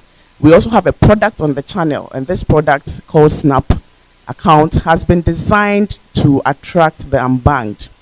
So it's a very simple product with not so many restrictions to allow for the people we are trying to include to be comfortable using the account. Our agent banking platform actually has a 3-factor authentication. So aside from your account number that you know that you're going to present, we also make use of PIN And aside from PIN, we make use of OTPs. And even beyond OTPs, we also use biometric authentication, which I believe we are all aware is the best authentication or verification process you can use, because hardly it's not even possible for, say, two people to have the same, prints. Right? So that is one of the security measures we've put on our agent banking channel to make it more secured. As a bank, we are very interested in keeping the bank protected and our customers safe as well. And for that matter, all these protocols I've mentioned, we keep working on them and making them better. So just in a nutshell, as a bank, we actually have very flexible technology platforms. Like I mentioned, we believe in open banking, so we make available our systems to other third parties that are necessary to work with, so that we can deliver solutions to our customers and our prospects. And we are well reputed, as I've mentioned. It's not easy to be a principal member of Visa, of MasterCard, and of UnionPay International. So, in a nutshell, Cowbank is very passionate about security. We are yet passionate about delivering good customer experience. And for that matter, we always do well to blend our customer experience and our digital solutions and security to make sure the customer is delighted. Thank you very much.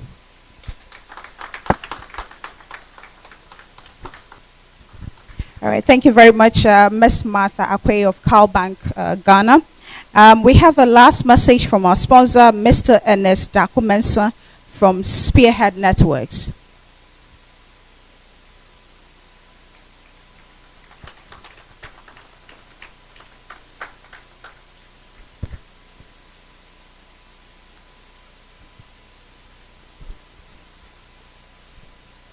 Good. I don't know whether it's morning or afternoon. Is it morning? It's a morning. Wow, that's great. I only have 3 minutes. So I'm just going to skew things through things and then see what we can do. I'm Dakumensa Ernest. I'm the MD of Spearhead Networks. The company was established in 2007. We are one of the top cybersecurity companies in Ghana. We have partnered with over 300 cyber technology giants in the world. We do quite a lot. We have worked side by side with these cyber technology companies. Sorry, please.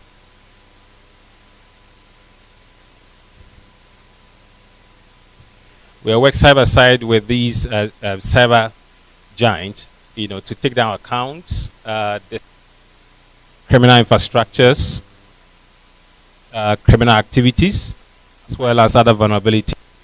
And due to this, we have quite a number of awards. Cybersecurity Company of the Year from GITA, outstanding contribution to fighting cyber fraud, and then System Integrator Company of the Year, and quite a number of them. But I just wanted to just share some few things with you. I know quite a number of you and a number of companies are going through a lot of social media attacks, impersonations, and what have you. And we use the ZeroFox tool to shut down accounts within a day or two. Okay, and I'm going to show you some of the tactics used by criminals, and then how we use ZeroFox, to shut down those accounts or to protect your social media platforms or digital. One of the tactics they use, reconnaissance. Here, they research the targets. Okay, so the middle part here shows that you're not using ZeroFox or you're not being protected. The other side shows that you're using ZeroFox or we are protecting your digital and social media platforms, with ZeroFox. And in this COVID era, this is what we use a lot.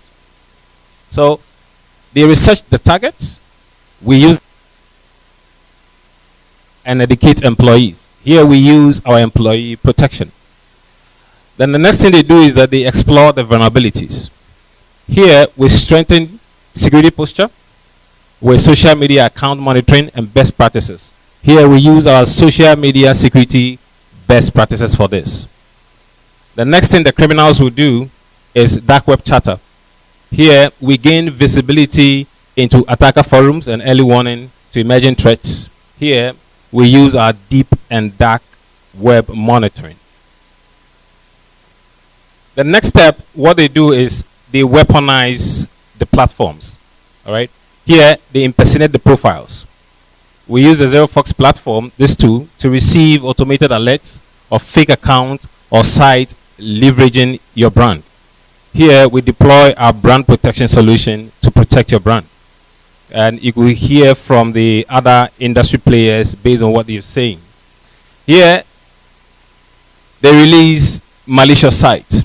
Here, with the ZeroFox platform, we take down these malicious domains within 24 to 48 hours, okay, and identify typo, phishing, homoglyph attacks, and domain squatting. Here we deploy our domain protection and then our takedown as a service. Then over here is rogue mobile apps. Here we detect and take down unauthorized mobile apps. Here we use our mobile app detection.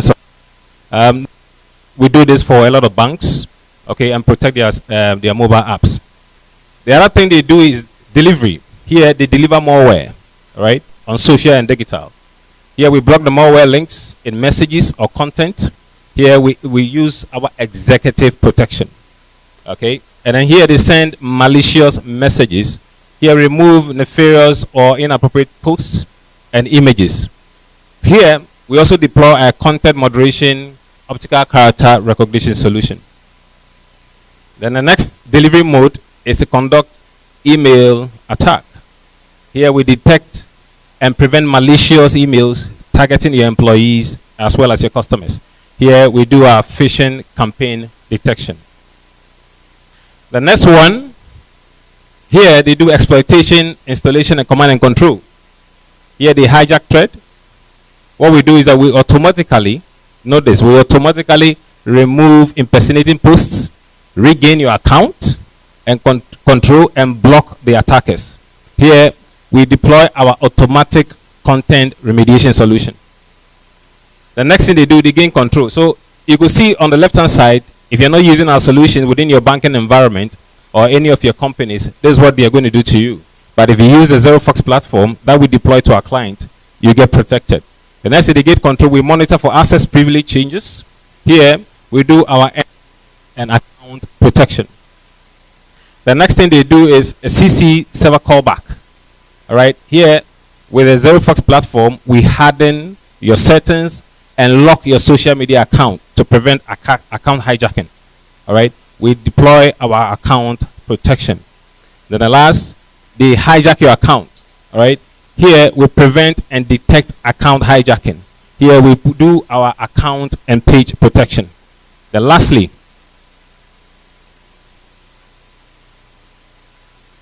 hello? Lastly, now, these are the actions on the objectives. Okay, so if you're not using the tool, you damage your they damage your reputation. Here, we prevent them from doing that. What we do is that we discover and correct brand and trademark abuse. Okay, we deploy our brand protection to protect your social media and digital platforms. The next thing is that they monetize your data. We detect credit card, images or posts, selling credentials, cards, or stolen intellectual property. Here, we do our consistent monitoring on forum and dark web detection, object detection solutions. The last thing they do, if you're not using our tool, they defraud your customers. Here, what we do is that we remove or hide fake or unauthorized product listings. Here we deploy our product protection and marketplace monitoring. So this is a wonderful tool we've been using. I wish I had the time to take you through other technologies that we can do. Go to the last but one, please. One of the questions I want to ask, how do you know your phone has been hacked? You know that your phone has been hacked. How are you able to tell? Sometimes you see your phone starting or rebooting. Sometimes it gets hot. Sometimes it just freezes. How do you know that your phone has been hacked? Sometimes we deploy our automated crash forensic solution to do that. You travel, you come back, we do these tests to check whether your phone has been hacked or not. I'll go into that later on. If you want to reach us for a POC, we can do that as well. But I want to, because of the COVID era, I want to just go through this briefly. There's our breach and attack simulation solution. And this is a remote workforce playbook coverage. This is how we go about it. And I want us to look at it within the context, let's say, of a bank. All right? A bank employee who is working from home, okay? Our team also in the office to protect that remote worker. Here, with our breach and attack simulation solution, our two safely execute proven breach and attack simulation scenarios across the entire cyber kill chain. What are we trying to achieve? We're trying to check whether your security configurations are intact.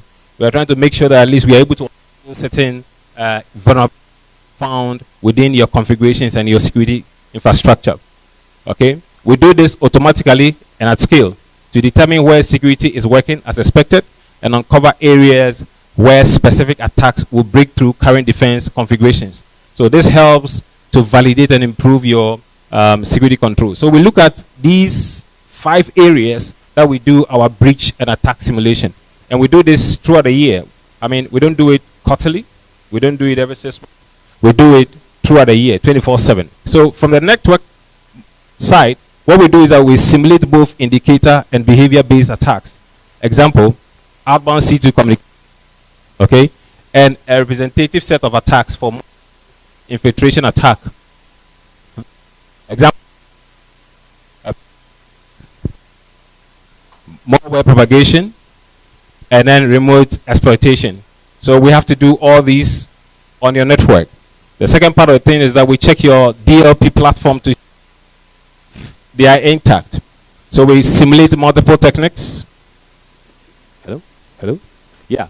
So we simulate multiple techniques to validate the detection and prevention capabilities of your DLP controls. Okay? Example, data exfiltration, improper permissions, and unencrypted communications. Okay, now within the COVID era too, we simulate a range of malicious attachments. All right, over here we're not going to whitelist it. We're not going to whitelist any IP. All right, as it is, we're just going to push quite a lot of traffic through your network to see if your users will be tricked or not. Yes, you have your security awareness, postures in place, but we're still going to do this as well. So we simulate a range of malicious attachments. Example, zip tar, PDFs, docs, and what have you, and phishing emails from extensive and growing list of malicious domains, okay, which we specifically link to coronavirus outbreak. We use this tool very well to check the defenses, okay, of your environment. Then the next thing we do is your endpoint, okay, because your endpoints are far away from the office. This is what we do, all right.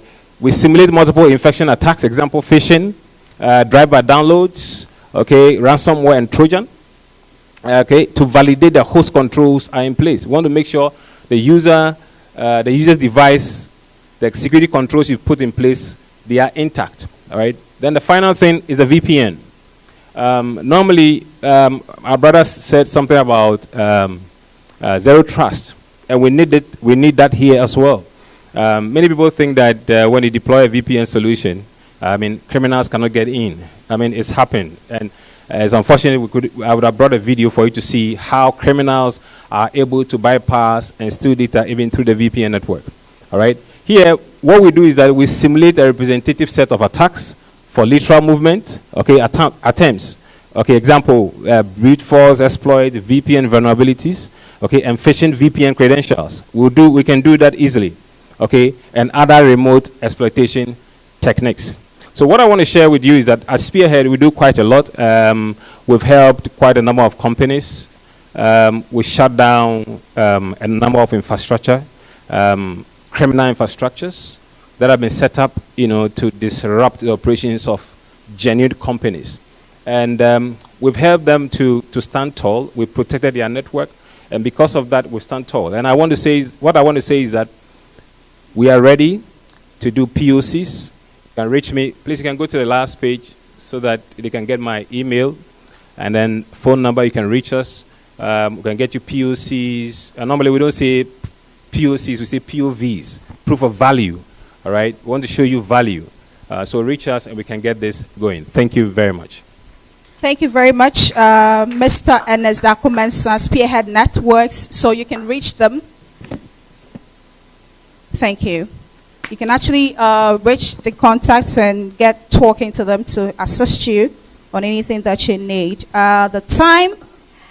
It's time for us to move to the panel discussion. As you can see, our theme for the National Cybersecurity Awareness Month 2020 is cybersecurity in the era of COVID-19. COVID has actually accelerated the use of digital platforms. But what are the risks associated with the use of these digital platforms? And we would be having a panel discussion on COVID-19 and cybersecurity. Our panel members will be helping us to do this as Mr. Kofi Asafu Edu from the Ghana Domain Name Registry. I think he will be joining us virtually. We also have Mr. Michael Kofi of Standard Chartered Bank. We would also be joined by Mr. Eric Akwe of Surfline Ghana. I think Mr. Akwe is here with us. Mr. Akwe, could you please join us here? Or join me here, I beg your pardon. Oh, can we please give him a hand of applause, please?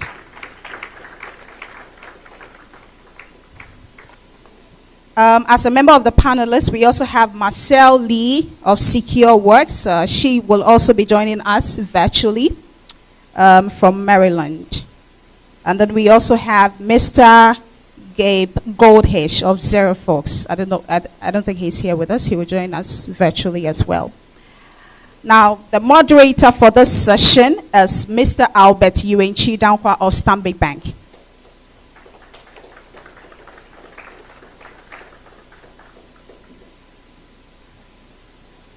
Welcome, sir.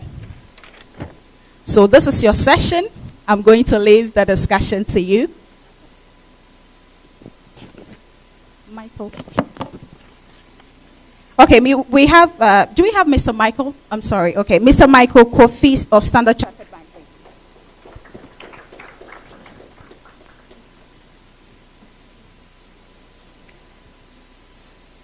All right, so ladies and gentlemen, let me remind all of you that we are streaming live on Facebook, Cybersecurity Ghana, as well as YouTube, National Cybersecurity Ghana, National Cybersecurity Center Ghana. And then you can also join us from live stream also happening on NCSAM TV.live, and join the live feed if you're not here with us. Thank you, Mr. Moderator. Mr. Albert Uenchi.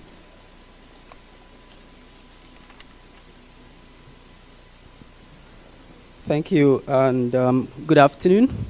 Welcome to this afternoon's session of the National Cybersecurity Awareness Month. So this afternoon, we are going to talk about COVID-19 and cybersecurity. We are going to explore how cybersecurity has been affected by COVID-19 and how we can actually use cybersecurity to enable business during this pandemic. As industry players, I believe that we were most affected by this pandemic, and we were tasked to enable our businesses to operate during this pandemic. So that is how we are going to take this afternoon session. We'll be discussing business continuity plans. We'll be discussing operational and monetary challenges when it comes to cybersecurity. So with me here, I have Michael have Marcel from Secure Works, and we also have Nana Kofi from the Ghana Domain Name Registry. So without much ado, I'll start with you, Michael. We are going to have a discussion. It's just a casual discussion. So just take us through in March, when there was this lockdown, because that was when COVID really hit us in Ghana. Just recall how you mobilized your unit, your security team, to be able to enable the business. Okay, thank you very much. And good afternoon to everybody here. All right, so with Standard Chartered, we are fortunate to be operating as part of a group. So for us, most of these started before March. We've had other parts of our franchise having, been impacted. So we actually started some simulations in February, thinking through and anticipating a lockdown. So what we did was that we have the infrastructure in place because we were already practicing some form of work from home arrangement. So for example, I used to work twice a day, 2 days in every week at home. So what we had to do was immediately try to simulate the capacity, because now we're going to think of a full lockdown for 100% or maybe 90% of staff. That meant an impact on our infrastructure. We have several of these controls in place, but we needed to test it. So we started those simulations just to be sure that if we do 50%, we'll be okay. We do 70%, 80%. So we spent the most of February and early part of March doing those kind of simulations. And we were ready. And we even started doing some form of alternating for our staff. So 2 weeks in, 2 weeks out, that kind of arrangement. 1 week in. I think most organizations are doing it currently. So before the lockdown was officially announced, to some extent, we were ready. However, we also need to consider that, like I mentioned, there were things we had to quickly address, irrespective of the fact that we were kind of ready. For example, the capacity of the infrastructure. We were talking about zero trust. Zero trust is very key. You need to consider that, excuse me, you need to consider that the endpoint and the user becomes your new perimeter. So the traditional thinking where you look at the network as your secure place goes out the window when you're thinking of work from home. So if I'm going to send X number of people home to work, am I sure that the PCs or the devices they are using is secured enough, and how they are accessing the resources on the network are secured enough? So those were the kind of things we were considering. All right, thank you, Michael. Eric, Selfline. So during the pandemic, I think data usage was at its peak ever, if I am not mistaken. So tell us, what was your experience during this period, and how were you able to mobilize your team to deliver? Okay. Thank you very much, and good afternoon, ladies and gentlemen. So when the lockdown happened, what we actually realized was a huge surge in traffic. So ordinarily, if you have your systems in place, what you probably want to do is you need to monitor in terms of capacity, whether you have enough resources to be able to onboard every customer to meet their data demands. And so if you know how a typical telco or LTE infrastructure is, your capacity starts from the radio access network, your backhaul, which is the transport part, your core network, and then your ISP. So these are the four main domains where you need to monitor your capacity very, very, very well. Now, what we realized was that the moment the lockdown started, a lot more people started working from home.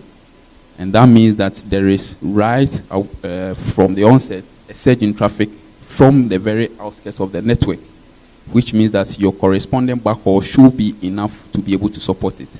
The advantage that we had was that the initial dimension that we have for the network was such that it was built to handle twice the capacity as it stands today.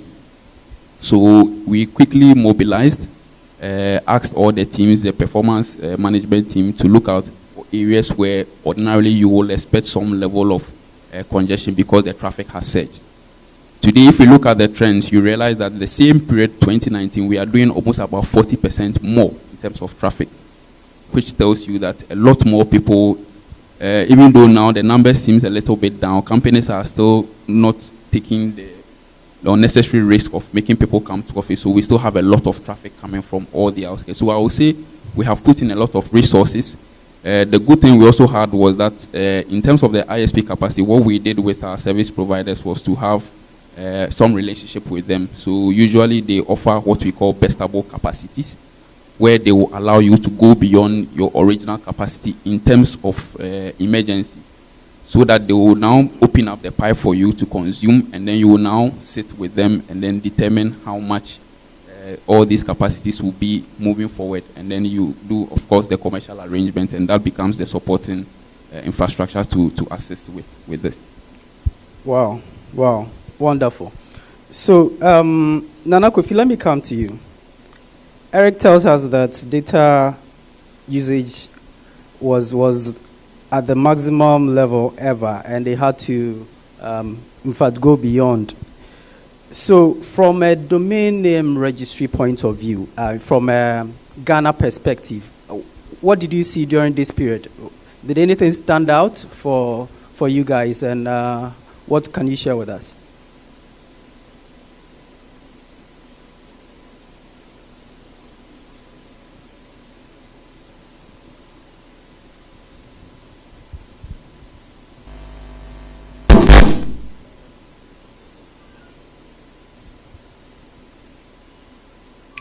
A rise in registration of domain names, especially .gh domain names. In terms of analyzing the data to that respect, I can't give you any specific numbers right now, but in a time of COVID, everyone will tell you that a lot of business has gone online, and you should expect that there will be an increase in domain name registrations. In terms of actual numbers, that I cannot give you at this point in time. Right. Thank you. Thank you. So a lot of businesses moved online during this period. I think your mic is on mute.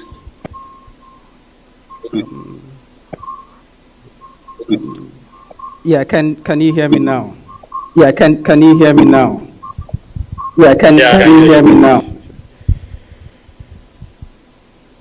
Right, thanks. So, thank you, Nana Kofi. I will come back to you shortly. Thank you, Nana Kofi. I will come back to you shortly. Thank you, Nana Kofi. I will come back to you shortly.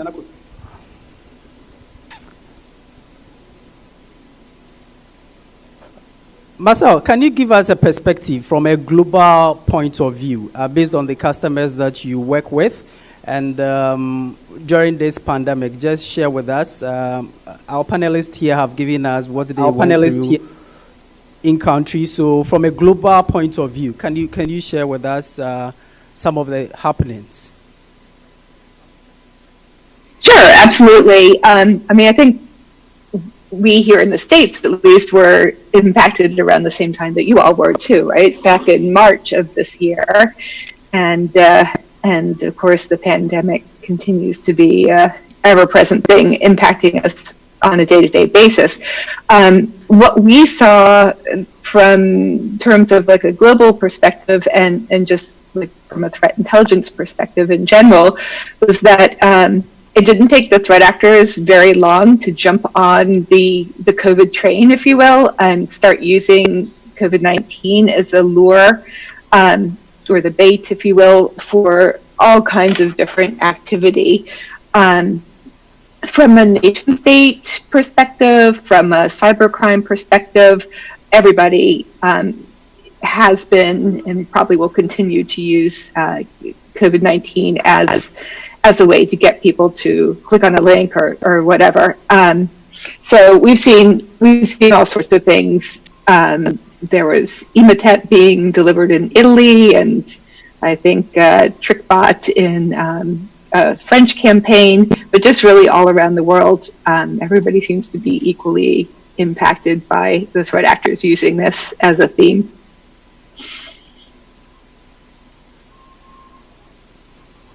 Thank you, Marcel. Let me come back to you, Nana Kofi. So, with the increase in the domain name registrations from your organizations, I hope you can hear registrations in Ghana. How were you able to sift between the legitimate requests for registration and the malicious ones? Because as Marcel mentioned, globally, a lot of attackers were also looking to gain within this pandemic. So from an organizational point of view, how were you able to differentiate between the two attacks just to protect the internet space of Ghana?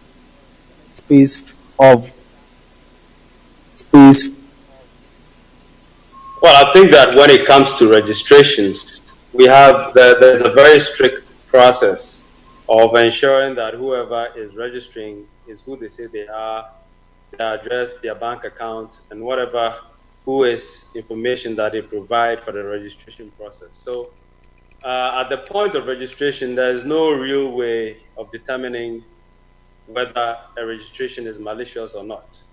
But after a registration has taken place, a person can use a domain name as a phishing site or a fraudulent shop or a site that violates people's privacy using videos of various kinds. And at that moment, when that is found out, that is when the possibility of taking that domain name down becomes a reality. But at the point of registration, it's very hard to actually tell whether this is a malicious domain registration or something that is being done in good faith. It's just that post-registration, there's a kind of monitoring process, and also reports that will come into the Cybersecurity Center about particular sites that maybe somebody orders something from this domain name, and instead of getting some Nike shoes, they get Nike shoes or something like that. Then the Cybersecurity Secretariat can work with the police and with us through all the legal channels to bring the domain name down. All right, great, thank you. So, Eric, from an infrastructure point of view, and looking at the fact that most organizations moved online quickly, and what were you guys doing to protect the digital space of Ghana from self-line? Okay, so our infrastructure is such that every single traffic that traverses the network goes through a security infrastructure. And we have various security tiers that allow clients to be able to connect through the network on various stages. Security tier means that every level has the number of authentication and security protocols you need to go through to be able to have access to any critical infrastructure. So usually what we do is that once we provision the service for you, we take you through the normal security flow within our network, which is to say that, for instance, if you are an organization and you require capacity from your home, your service is actually protected from the transport point of view. And then we'll also advise such organizations, which I most at times believe they also have their own security infrastructure for VPN access and all those things to be able to authenticate and traverse. Where we have usually found challenges has to do with the individuals. So for instance, people who connect from home with their personal laptops instead of organizations are usually the most people that are at serious risk, in the sense that if you are using your personal laptop, then chances are that the protocols that exist within your organization that you have to go through when you have an official device to connect to the network actually changes. And once it happens like that, it puts you at a very bad spot. We have also been working with the NCA set, who provides us with some alerts anytime they detect vulnerabilities. And again, once we have something like that, we engage the individual involved, and then we try to help them as to how sometimes we suggest tools they can download, clean their systems to be able to do that. Some people do take those serious. Others too, it's usually quite a bit of challenge for them to be able to do that. But on our part as a service provider, we try as much as possible to make sure that the network is secure for you to have access to your critical infrastructure. Wonderful. Michael, from your side, and you can speak generally about the industry, from what you know personally and from conversation with colleagues in the industry, what are the things that you had to do this particular period to ensure security for your customers? Okay. Speaking generally, I think we had a few discussions with colleagues in the industry, like you said, and we're looking at three main issues, right? One has to do with the rise in social engineering and, the possibility of incident happening within the bank staff and also customers. We're looking at using the use of communication channels like the video solutions, the chat and all that, because that's one area that you can lose information, right? You can record sessions, it can be misused. I think there was even, at the beginning of this event, we had one incident like that, I think on the first day during the lunch. And then also we're looking at the scenarios where staff who traditionally had to be kept in a physical location within specific areas in a bank were now required to move outside those areas. So that area you can't really put in technical controls because that has to do with behavior, right? So those were the three main areas that we discussed. And also to put in measures to correct that, from an endpoint perspective, we're looking at your traditional endpoint security, that is the basic. We're looking at everybody having to make sure that their VPNs were working correctly to allow a secure channel from the work from home environment to the office. We're looking at data loss prevention controls. So things like not allowing people to move data across if they were using company-issued devices, ensuring that the data stayed on those devices, not allowing them to move them to USB, to print, etc. And also looking at security monitoring. Security monitoring.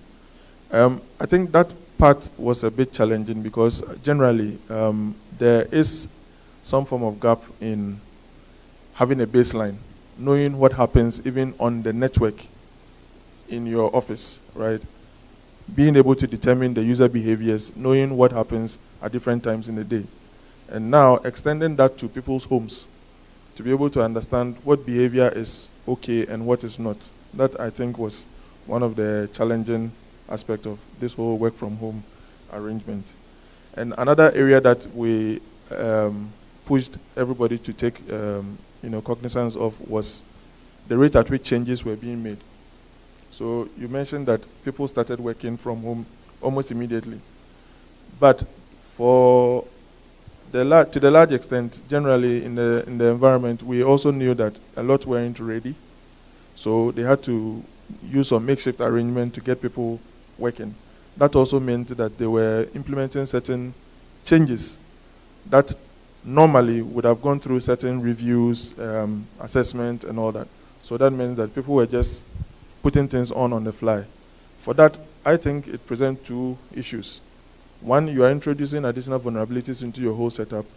And two, you are not keeping track of those deviations. So for instance, if we come back to normal, I'm sure a lot of people will not even remember what exactly they did from March to date. And that presents another serious issue that needs to be tracked. So I think I'll pause here if there are any further questions. Right, I will come back to the last point that you made, but let's hear from Marcel. The customers that you work with, just share one or two things that stood out during this period, problems or challenges that they faced during this period and how you help them resolve. Absolutely. So we've been seeing a variety of different problems coming from this sort of surge in remote work. And as the other speaker was mentioning, I think a lot of it comes down to endpoint controls and that sort of thing. So some specific examples are remote workers who are doing split tunneling. So like they might be connected to the corporate VPN for some of their work, but then they're also connected just directly to the internet for, surfing the web or whatever. So we've seen instances where on that unprotected side, the host was actually communicating with a remote command and control or C2 server, and that wasn't getting detected at all because it wasn't flowing through the VPN and the corporate network. So that's a big issue. I will also say that multi-factor authentication, I can never say that enough because it cures a lot of woes. So we've had many incident response engagements where if multi-factor authentication had been implemented into like say VPN access or things of that nature, it could have stopped threat actors from getting into the system. So those are a couple of the main things. And then one last thing I'll throw out there is that your IT teams are already kind of stressed to the max always, right? And now they're dealing with getting all these remote workers. And so patching maybe falls to the wayside, but yet we're seeing so many new vulnerabilities every single day, and a lot of them are focused on this very situation. So so like the Pulse VPN vuln was one that's been hit a lot this year. Same thing with the Citrix Gateway vulns. So yeah, those are really the areas that we're seeing the most. Oh, right. Interesting. So since we've been working from home, I am pretty sure that as industry players, there were a lot of tactical decisions that we had to make. There are a lot of things that we quickly had to plaster over just to enable the business to go ahead. How do we ensure that we don't leave these things to run perpetually, but we'll be able to take them out whilst we are easing back into full operations? Nana Kofi, if you are there, maybe we can hear your thoughts on this. I'm here, but I need you to clarify your question a bit more, if you don't mind. Can you hear me? Yes. Could you clarify your question? Yes, I was saying that when we moved into this working from home situation, there were a lot of tactical controls that we had to put in, a lot of tactical decisions that we had to make, which wasn't probably part of our strategy to start with. Now, how do we ensure that all of these tactical things we put in, we'll be able to correct them and make them into some strategic controls whilst easing back into full operations? Okay. I think that because there was a lot of working from home, we needed to pretty much change our way of work. So, for example, like meetings had to have more consistent dates and times, and we needed to sort of standardize our email communications and other forms of digital ways of reaching out to each other. Going forward, I think that a lot of work is still going to be online, still going to be virtual. Cloud adoption has increased. So what is going to happen is we're going to have to take a lot of lessons from this period and apply them into the new working, the new way of working in what is now the new normal. So that's what I can say. The other thing is we have to have a new respect for data in terms of the storage of data, making sure that data that is sitting in our servers is encrypted, and data that is being sent across is also encrypted, because since there's a lot of virtual work, data can easily be intercepted and stolen if it's not taken care of properly. That's my view on that. Eric? Okay, so just to continue from where Kofi left off, it is most important that we try as much as possible to secure our most critical data. First of all, making sure that backups are very, very secure. That is the most critical part of every network infrastructure, because data is key. And then also making sure that systems that connect remotely are properly authenticated. Multi-factor authentication has come to stay. The era of COVID-19, whichever way you look at it, like we always say, has become the new normal. And from what we see within the industry, it is not something that is going to change. Like I said earlier on, if you look at what is happening in Ghana, you realize that in terms of case count, things have gone down a bit. But a lot of corporate organizations are still trying to hold off whilst they make sure that the necessary infrastructure has been put in place to make them work very well. In our case, for instance, as an organization, what we have also done is that every system that you connect to, because you know we are an IT firm and we work on very critical infrastructure. And so if somebody needs to even execute something, maybe a request comes from a customer is having an issue, you need to log into a system and then troubleshoot. We try as much as possible to ensure that there are not less than 2 minimum jump host systems that you need to get to before you have access to your critical system. In a sense that once you do your remote login, you first of all have to authenticate on 2 different sets of jump hosts. You log into one jump host, you authenticate with your user credentials, then you go into a second jump host, and that jump host will now have access to the key infrastructure that you are trying to access. Because what you wouldn't want to have is for somebody to be able to breach your network in terms of security, and that spells a whole lot of disaster. So moving forward, it is something that we think it is going to stay. What we'll have to do moving forward is to ensure that some of these things are monitored closely. Monitoring is key in every single security infrastructure. Without monitoring, a lot can happen. So it's the most important thing that you have to make sure that your organization have. And so moving forward, we'll have to make sure that every single thing that connects remotely to any single network has the necessary monitoring tools to be able to, first of all, detect alerts. Alert will always pop up. If you are using CM tools, you realize that every single time you have a critical alert, you are notified and then you act on as quickly as possible. Because like we all see, this thing is going to stay for quite a very long time, and we have to bring it into a mainstream of our normal working life moving forward. So that is basically what I have to say on that. All right. Thanks, Eric. So during this pandemic, what I noticed was that the traditional organizations, we've been trying to go digital, go online, but we hadn't fully deployed.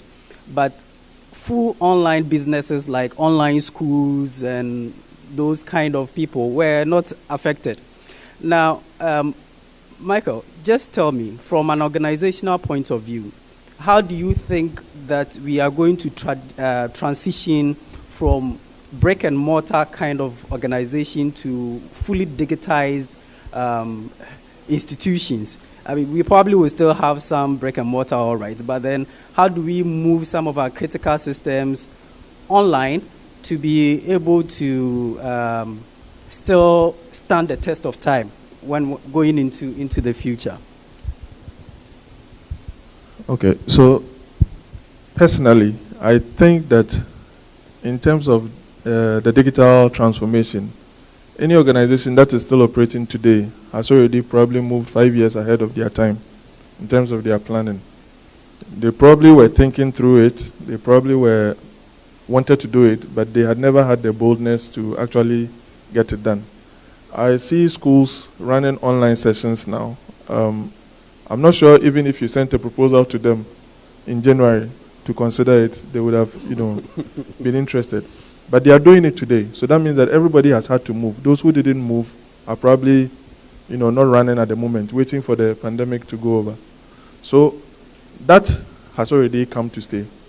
I'm not sure it's going to change. There are benefits to it. I think that we can still harness the benefits that it comes with. But one other thing that I probably need to mention is that everything done with the proper planning would go very far. If the business continuity practices, maybe we didn't have the opportunity to delve into it properly, but we are here. Now that we are here, we can consider other scenarios that can come up. We can make it more resilient. decisions that were taken in March, in February, in April, probably now is a good time to go back to those decisions, itemize it, see what we need to formalize as a strategy, because you mentioned the tactical decisions that were made. Some of them have to evolve into proper strategy and properly implemented.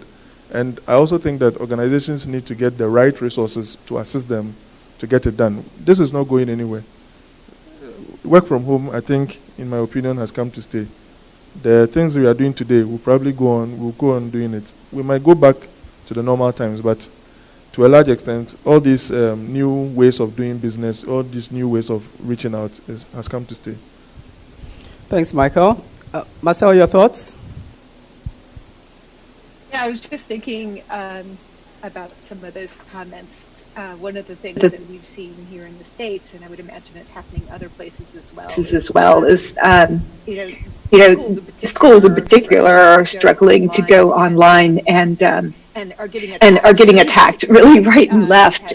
We've had numerous instances of various school districts being targeted, and it's not just like sophisticated threat actors that are doing some of this. It's been teenagers who maybe just didn't even want to go to school. They're taking down entire networks so that nobody can go to school. So yeah, it's really just a huge attack surface, and so many people are jumping into that space just to try to disrupt activity. So that's what we've been seeing a lot of, particularly since our schools tend to start up again in September. So that's been very present right now. With regard to remote workers, I hope you're right. I hope this is something that's here to stay, and eventually we'll get out of sort of this panic reaction mode and be able to implement proper security measures across the board for different organizations. But yeah, it's been a hard path so far to make that happen. Thank you, Marcel. Nana Kofi, your thoughts on this, please? Well, I think that organizations that are currently not virtual, that are trying to go virtual, it's going to take some time for them to really understand how to manage a virtual environment in their brick and mortar ways of doing things. So they're going to need to engage government for help. They're going to need to engage private companies that specialize in these kind of things to help them to set up the security aspects, and not just the security aspects, but even the operational aspects. Because even organizing a Zoom meeting, as much as it's a simple thing as getting on video, but Zoom bombing and different kind of things. Now, if for the past decade you've been working in brick and mortar, you've been doing things all physically, and all of a sudden you're forced to go virtual, I think it's always a good idea to try and collaborate with institutions that have been doing it before, so you don't make certain basic mistakes that could cost you more than you expected.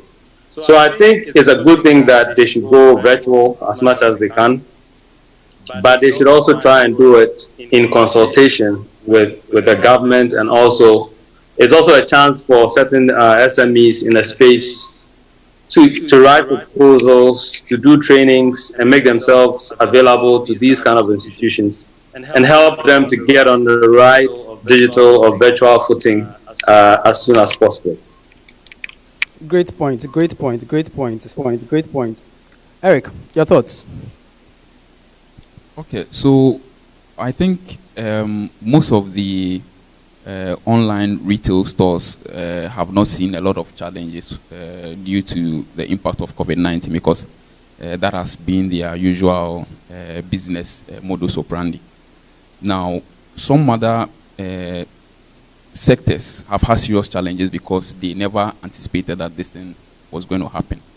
And so if we even look at the schools that we are talking about, a lot of them for about 4 or 5 months, they didn't know what they have to do, because the infrastructure is not in place. You need to get that one in place. You need to get training for the teachers, how to go about it, how to set up the system, how to talk to internet service providers to give you connectivity. So a whole lot of stuff. So it is something that I think we need to take a very critical look into it. Organizations that do not have a very robust system when it comes to online will need to talk to. There are a lot of private partners within the space. They can talk to the telcos, they talk to other security firms to be able to give them a solution that really works. Because that is the most important thing. Like my brother said, even if COVID disappears, now the entire business landscape has changed in terms of the way we do things. And so in as much as we still want to go back to regular brick and mortar, the online thing is something that we need to take seriously. I believe about a year ago, even if you wanted to take somebody to school and you said, oh, there is an online session that allows you to stay home and then work, they'll probably tell you no, because they were not interested, especially in our jurisdiction. Online stuff have not been quite adopted into our basic culture of the way we do things. But since the COVID came into place, it has become the single most essential thing that we all have to do one way, somehow, to get things going the normal way that it used to be. So it is very important that we start engaging partners, talk to players within the industry to get some of these things going. And eventually we'll get back to the very levels that we were some time ago. Most definitely. Last year, we definitely wouldn't have been thinking about, even in, Michael said January and February, I never thought my 2-year-old son will be doing nursery class online. I mean, this is our new reality. All right. There's one key component when we talk about business continuity plans. That's got to do with third parties. So mostly we look at our organizations and how we can position ourselves. How do we bring our third parties on board to be able to sort of support us? Because there are some critical third parties that we use that once we are making plans and we don't involve them, we don't find out how resilient they also are, they will end up hurting our business. So talking about this has come to stay, we need to go online. How do you deal with these third parties that we are going to work with?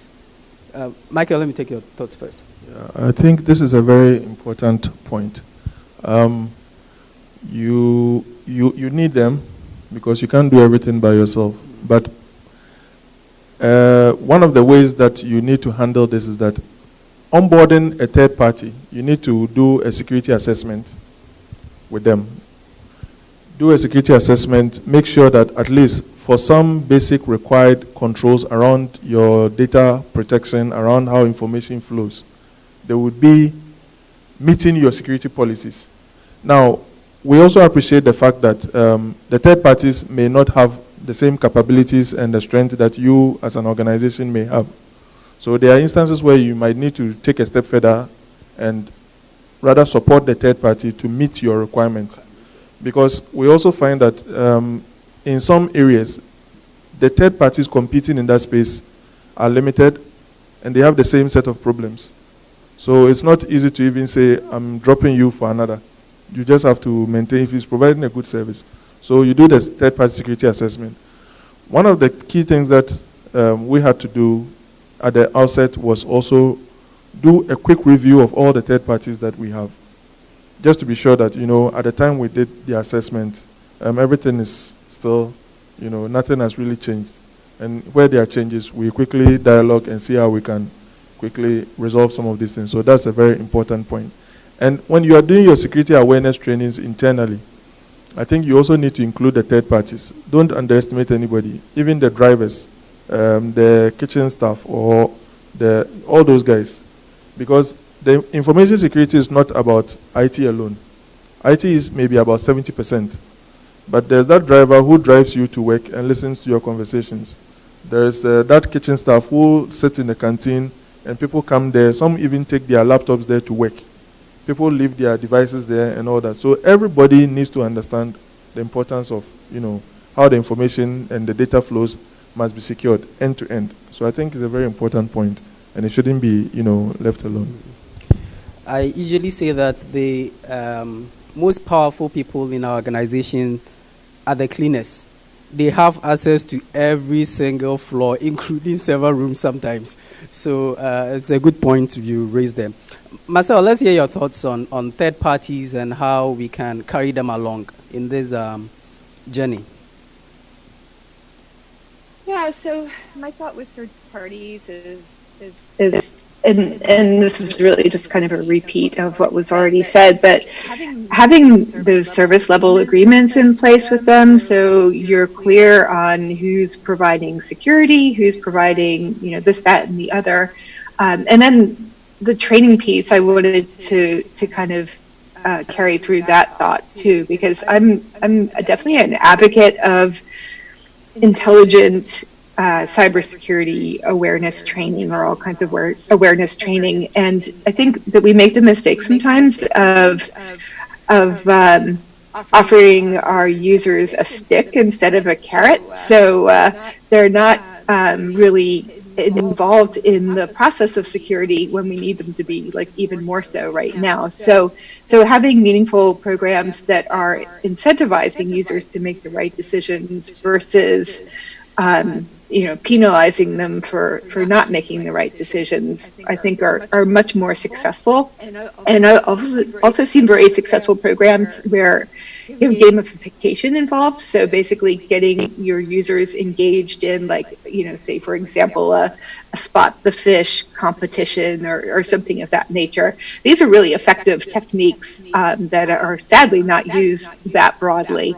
And you can bring your third-party providers into this picture as well. So, you know, it's how do you interact with this particular provider in a secure fashion versus not in a secure fashion. Okay, thank you, Marcel. So I think it's very clear on the panel. We've all agreed that we have to fully digitize and then create that opportunity for business to continue, irrespective of whatever pandemic comes to us. So finally, let's look at what challenges are we likely to face in this new era that we want to usher ourselves into. We want to be prepared not only for COVID. We don't know what will happen tomorrow. There could be another pandemic with a funny name. But I think now it's clear to us that we need to be fully prepared going into the future. Hitherto, when you were doing risk assessment, there are certain things that you would say highly unlikely.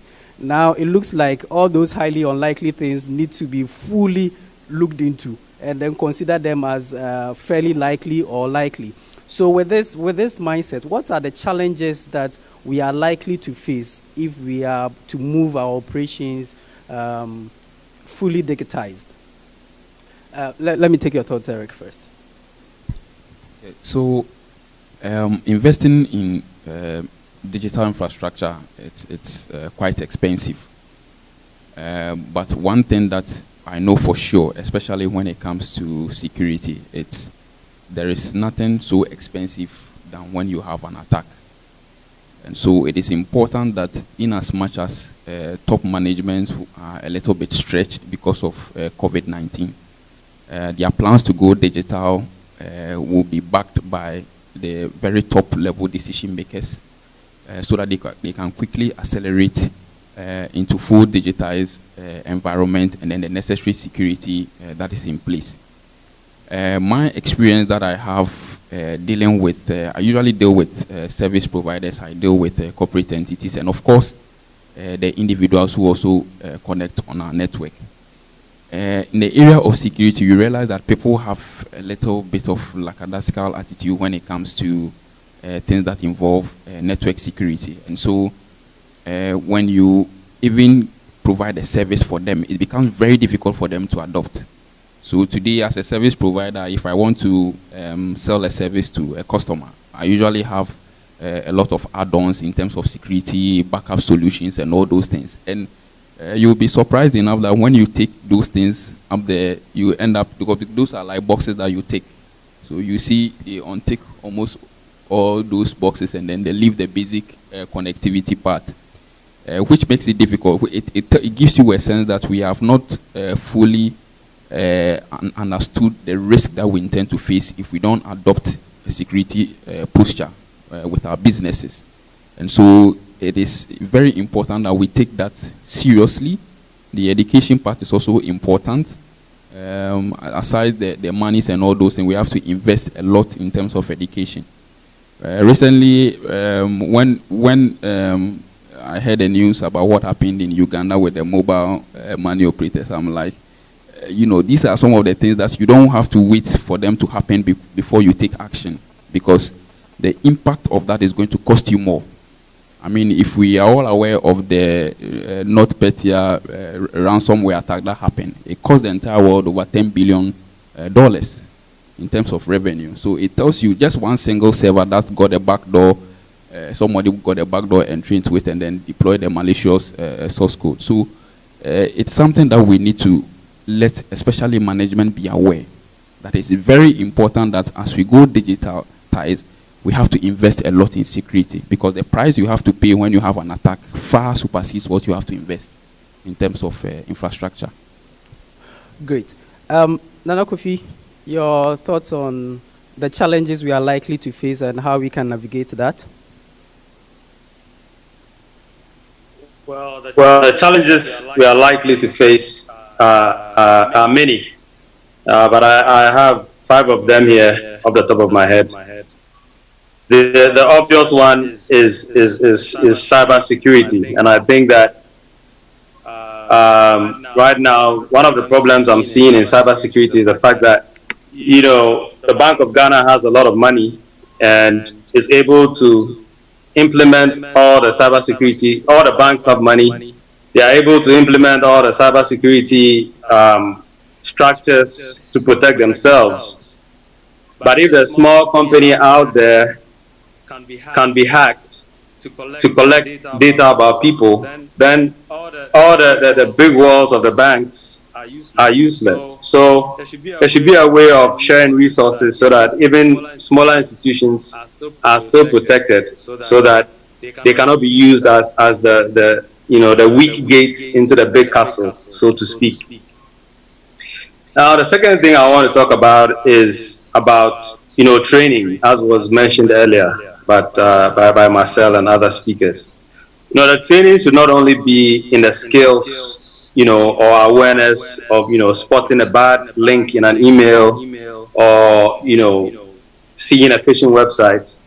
It's also about an attitude towards cybersecurity. I'm sure in many offices, people pass around, pen drives.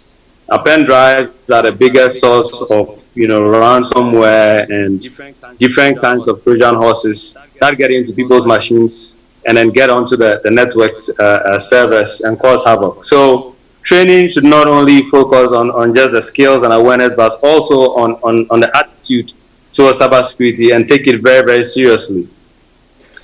Now, another big thing that I see is going to be a challenge is a shift in the paradigm of work. Because in the old way of working, you expected people to be in the office from time A to time B. Now that people have to work from home, how do you ensure that somebody who is not physically at the office is actually doing their work? I mean, the person who is supposed to be at the office that is at home should be doing their work. But at the same time, there has to be a way of ensuring that this virtual work is also being done. And this is going to be a huge challenge, both from the point of view of maybe employers who are not used to this paradigm, and also employees who have to adjust. The solution to this, requires a whole other conference. So I don't have any at this point, but I think that it's something that we should be aware of and then start to tackle it.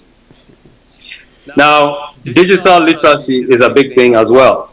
As you all know, in Ghana, most of the people that know about doing things virtually are IT personnel.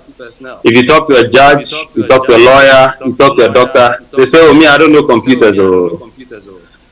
But the problem is that computers are part of our lives. Virtual work is going to be part of our lives. So digital literacy training across professions, across demographics, across gender groups, age groups, is going to be a challenge. It's going to be an ongoing task that needs to be worked on continuously, and something that we need to be aware of. And last but not the least, data. I have to come back to data again because we're all going on to the cloud. Cloud adoption is increasing. But the question is, if you go onto the cloud, where is your data being stored? If it's on AWS, it's being stored with Amazon in Amazon servers abroad. If it's on Microsoft Azure, it's being stored abroad somewhere. If it's on Yahoo, it's being stored abroad. We need to have more local data centers in Ghana. Because if your data is being stored abroad because you're doing cloud adoption, there can be situations where legal things need to be sorted out, but Ghana law does not apply to data being stored on another man's land. This is a challenge that needs to be addressed. Thank you. Thank you, Nana. He said it requires another conference. Marcel, let's hear your thoughts on this, and we'll take Michael's comments last. Marcel.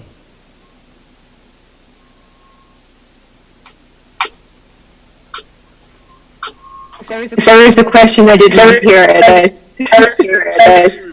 Can you repeat the question? You were on mute.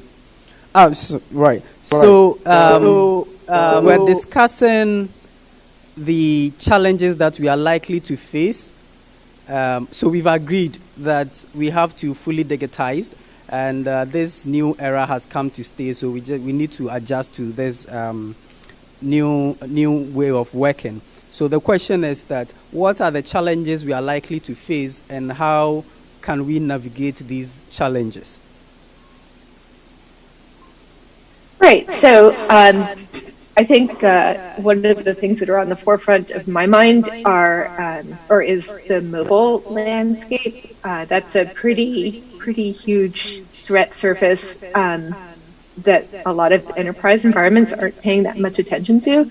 But I think, especially now as people are working from home, they're using their mobile devices to conduct business as well, more so possibly than they did before when they were in just a brick and mortar office.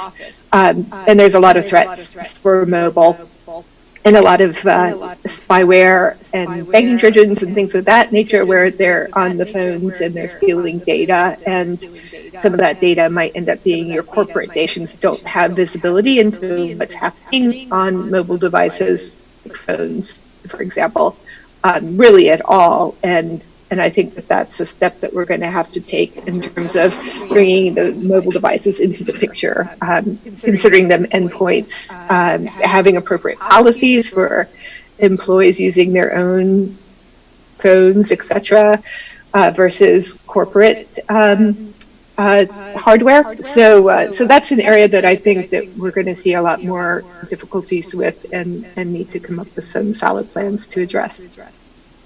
Thanks, Marcel. Michael.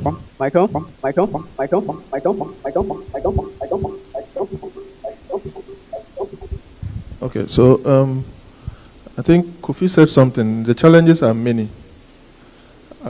Whilst my colleagues were speaking, I was just trying to identify which ones would be the top for me. I think I add homes specifically because there's so much going on at home now. The kids are having a lot of interface with the internet. And so you don't think about protecting yourself at the office alone or protecting your device. You have to protect theirs too. And it requires some investment. In SMEs, it requires investment to get the right skill to help you with risk assessing your environment and what your needs are, and also getting the right controls in place.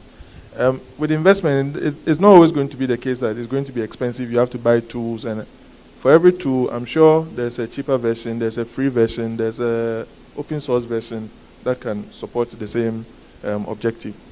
The second thing for me is the cloud adoption. I think Kofi mentioned it, but for me, I look at it in another sense, not necessarily about the residency of the data, but the governance around moving whatever you have into the cloud. If you are running any business, you consider so many things, including the service level agreement, including availability, because everybody assumes that when you're going to cloud, automatically it's going to be highly available.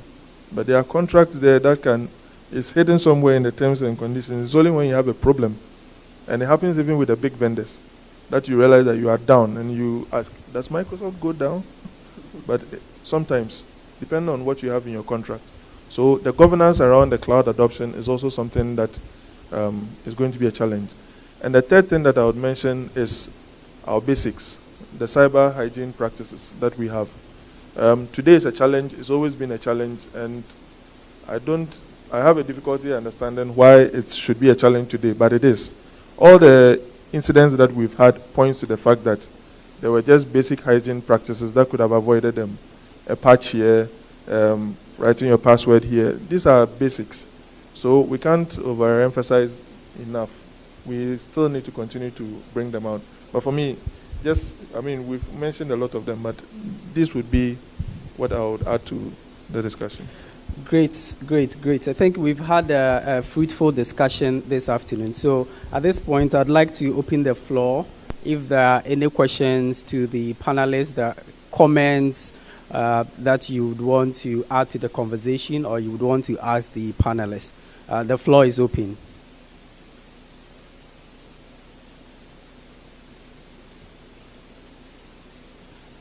Yes, sir.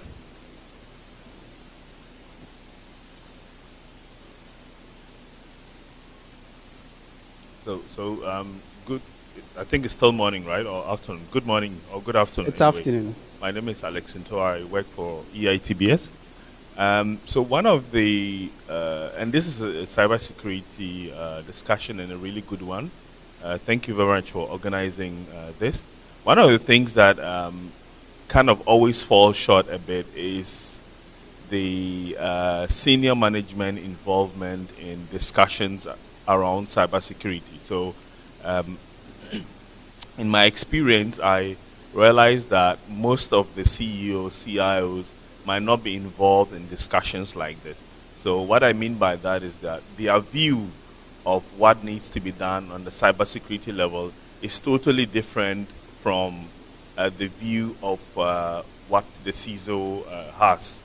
Now, this brings a lot of problem. I mean, one of the things is like, when you seek funding for a project, for example, it becomes a big problem because they are thinking, okay, maybe you need to do something small. You are thinking, okay, no, this is something that we really need to invest into and actually get to the bottom of the problem.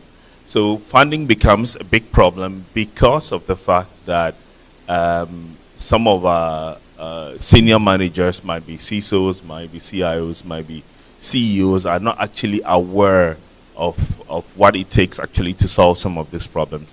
So there is kind of a big time education needed on the CX level for them to actually come along in the journey that the IT professionals are going through. So this is one of the points that I think need to be really taken care of.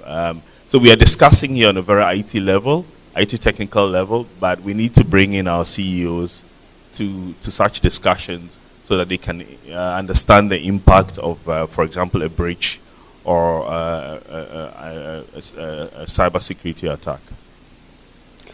Thank you, Alex. I think it's a very good point you raised there. And one of the blessings in disguise with this pandemic was the fact that cybersecurity came to the fore in almost every discussion in the boardroom. So for some way, somehow, I think this pandemic would help us navigate one of the challenges that when it comes to budget constraints, maybe not, but I think this pandemic has brought this situation to the fore, and going forward, I'm sure our CIOs would and CEs, hopefully, would help us. I mean, any thoughts on this? I have a thought on that. Right. So those discussions where the C-level executives were involved, I'm sure were in the financial institutions because there's a directive. Right. That mandates and holds them accountable. So then they would have the discussions. But I'm not sure it happened across the board for other industries. And that is why for me, I look forward to the directive or the legislation that was mentioned. It's overdue. I think it was meant to come out in June. Yeah. But probably because of COVID, it didn't. So that is one of the ways that will quickly try to address the point that the speaker made. All right, great. Any other question?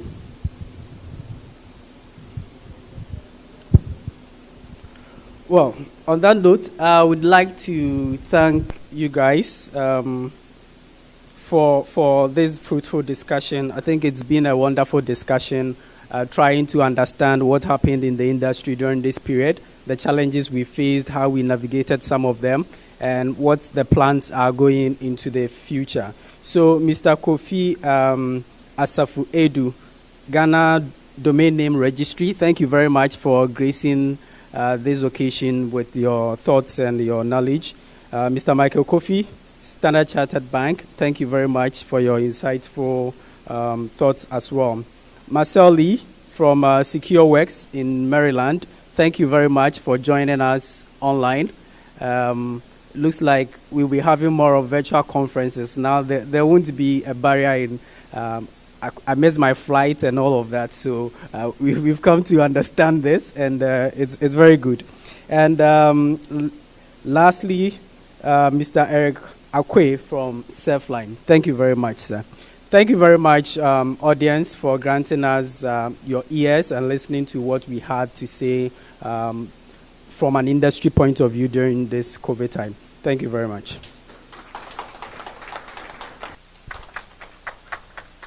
Thank you. Mr. Albert Uranchi and the team. We're very grateful for that insightful discussion. And to all those who joined us virtually, thanks once again. So I think you can take your seats now.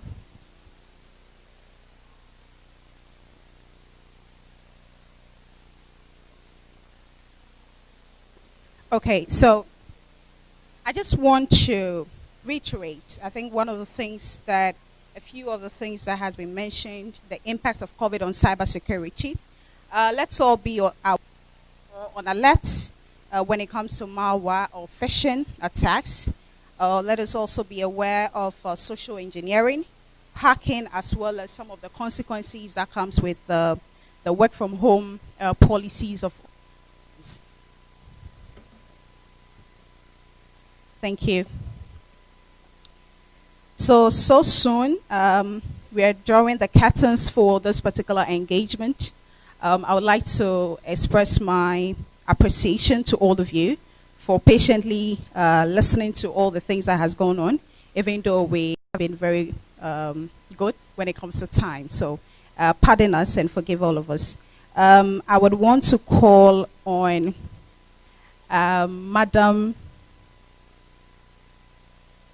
I'd like to call on Madam Audrey to give us the closing prayer. Madam Audrey doesn't want to pray, so. Okay, can I have someone do this for us? But before we move on, let me remind all of you that this doesn't end the session for the week.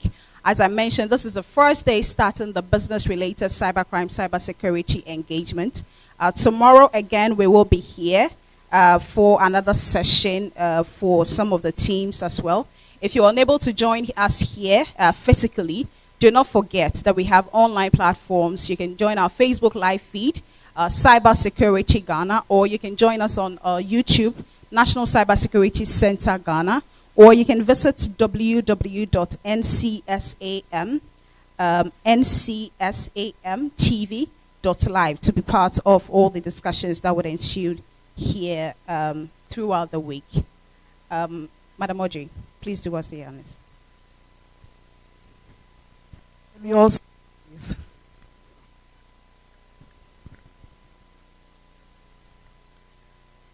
Heavenly Father, we thank you for a wonderful day. We thank you for the brilliant discussions that we've had today. We thank you for the brilliant minds that we're able to discuss all the important things for Mother Ghana. And above all, Father God, we thank you for keeping us safe.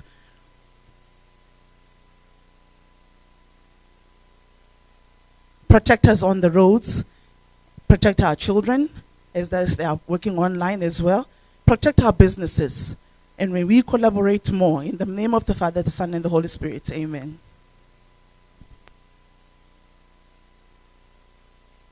All right, thank you. Please, let's take a photograph of all the guests. Let's have a photograph session.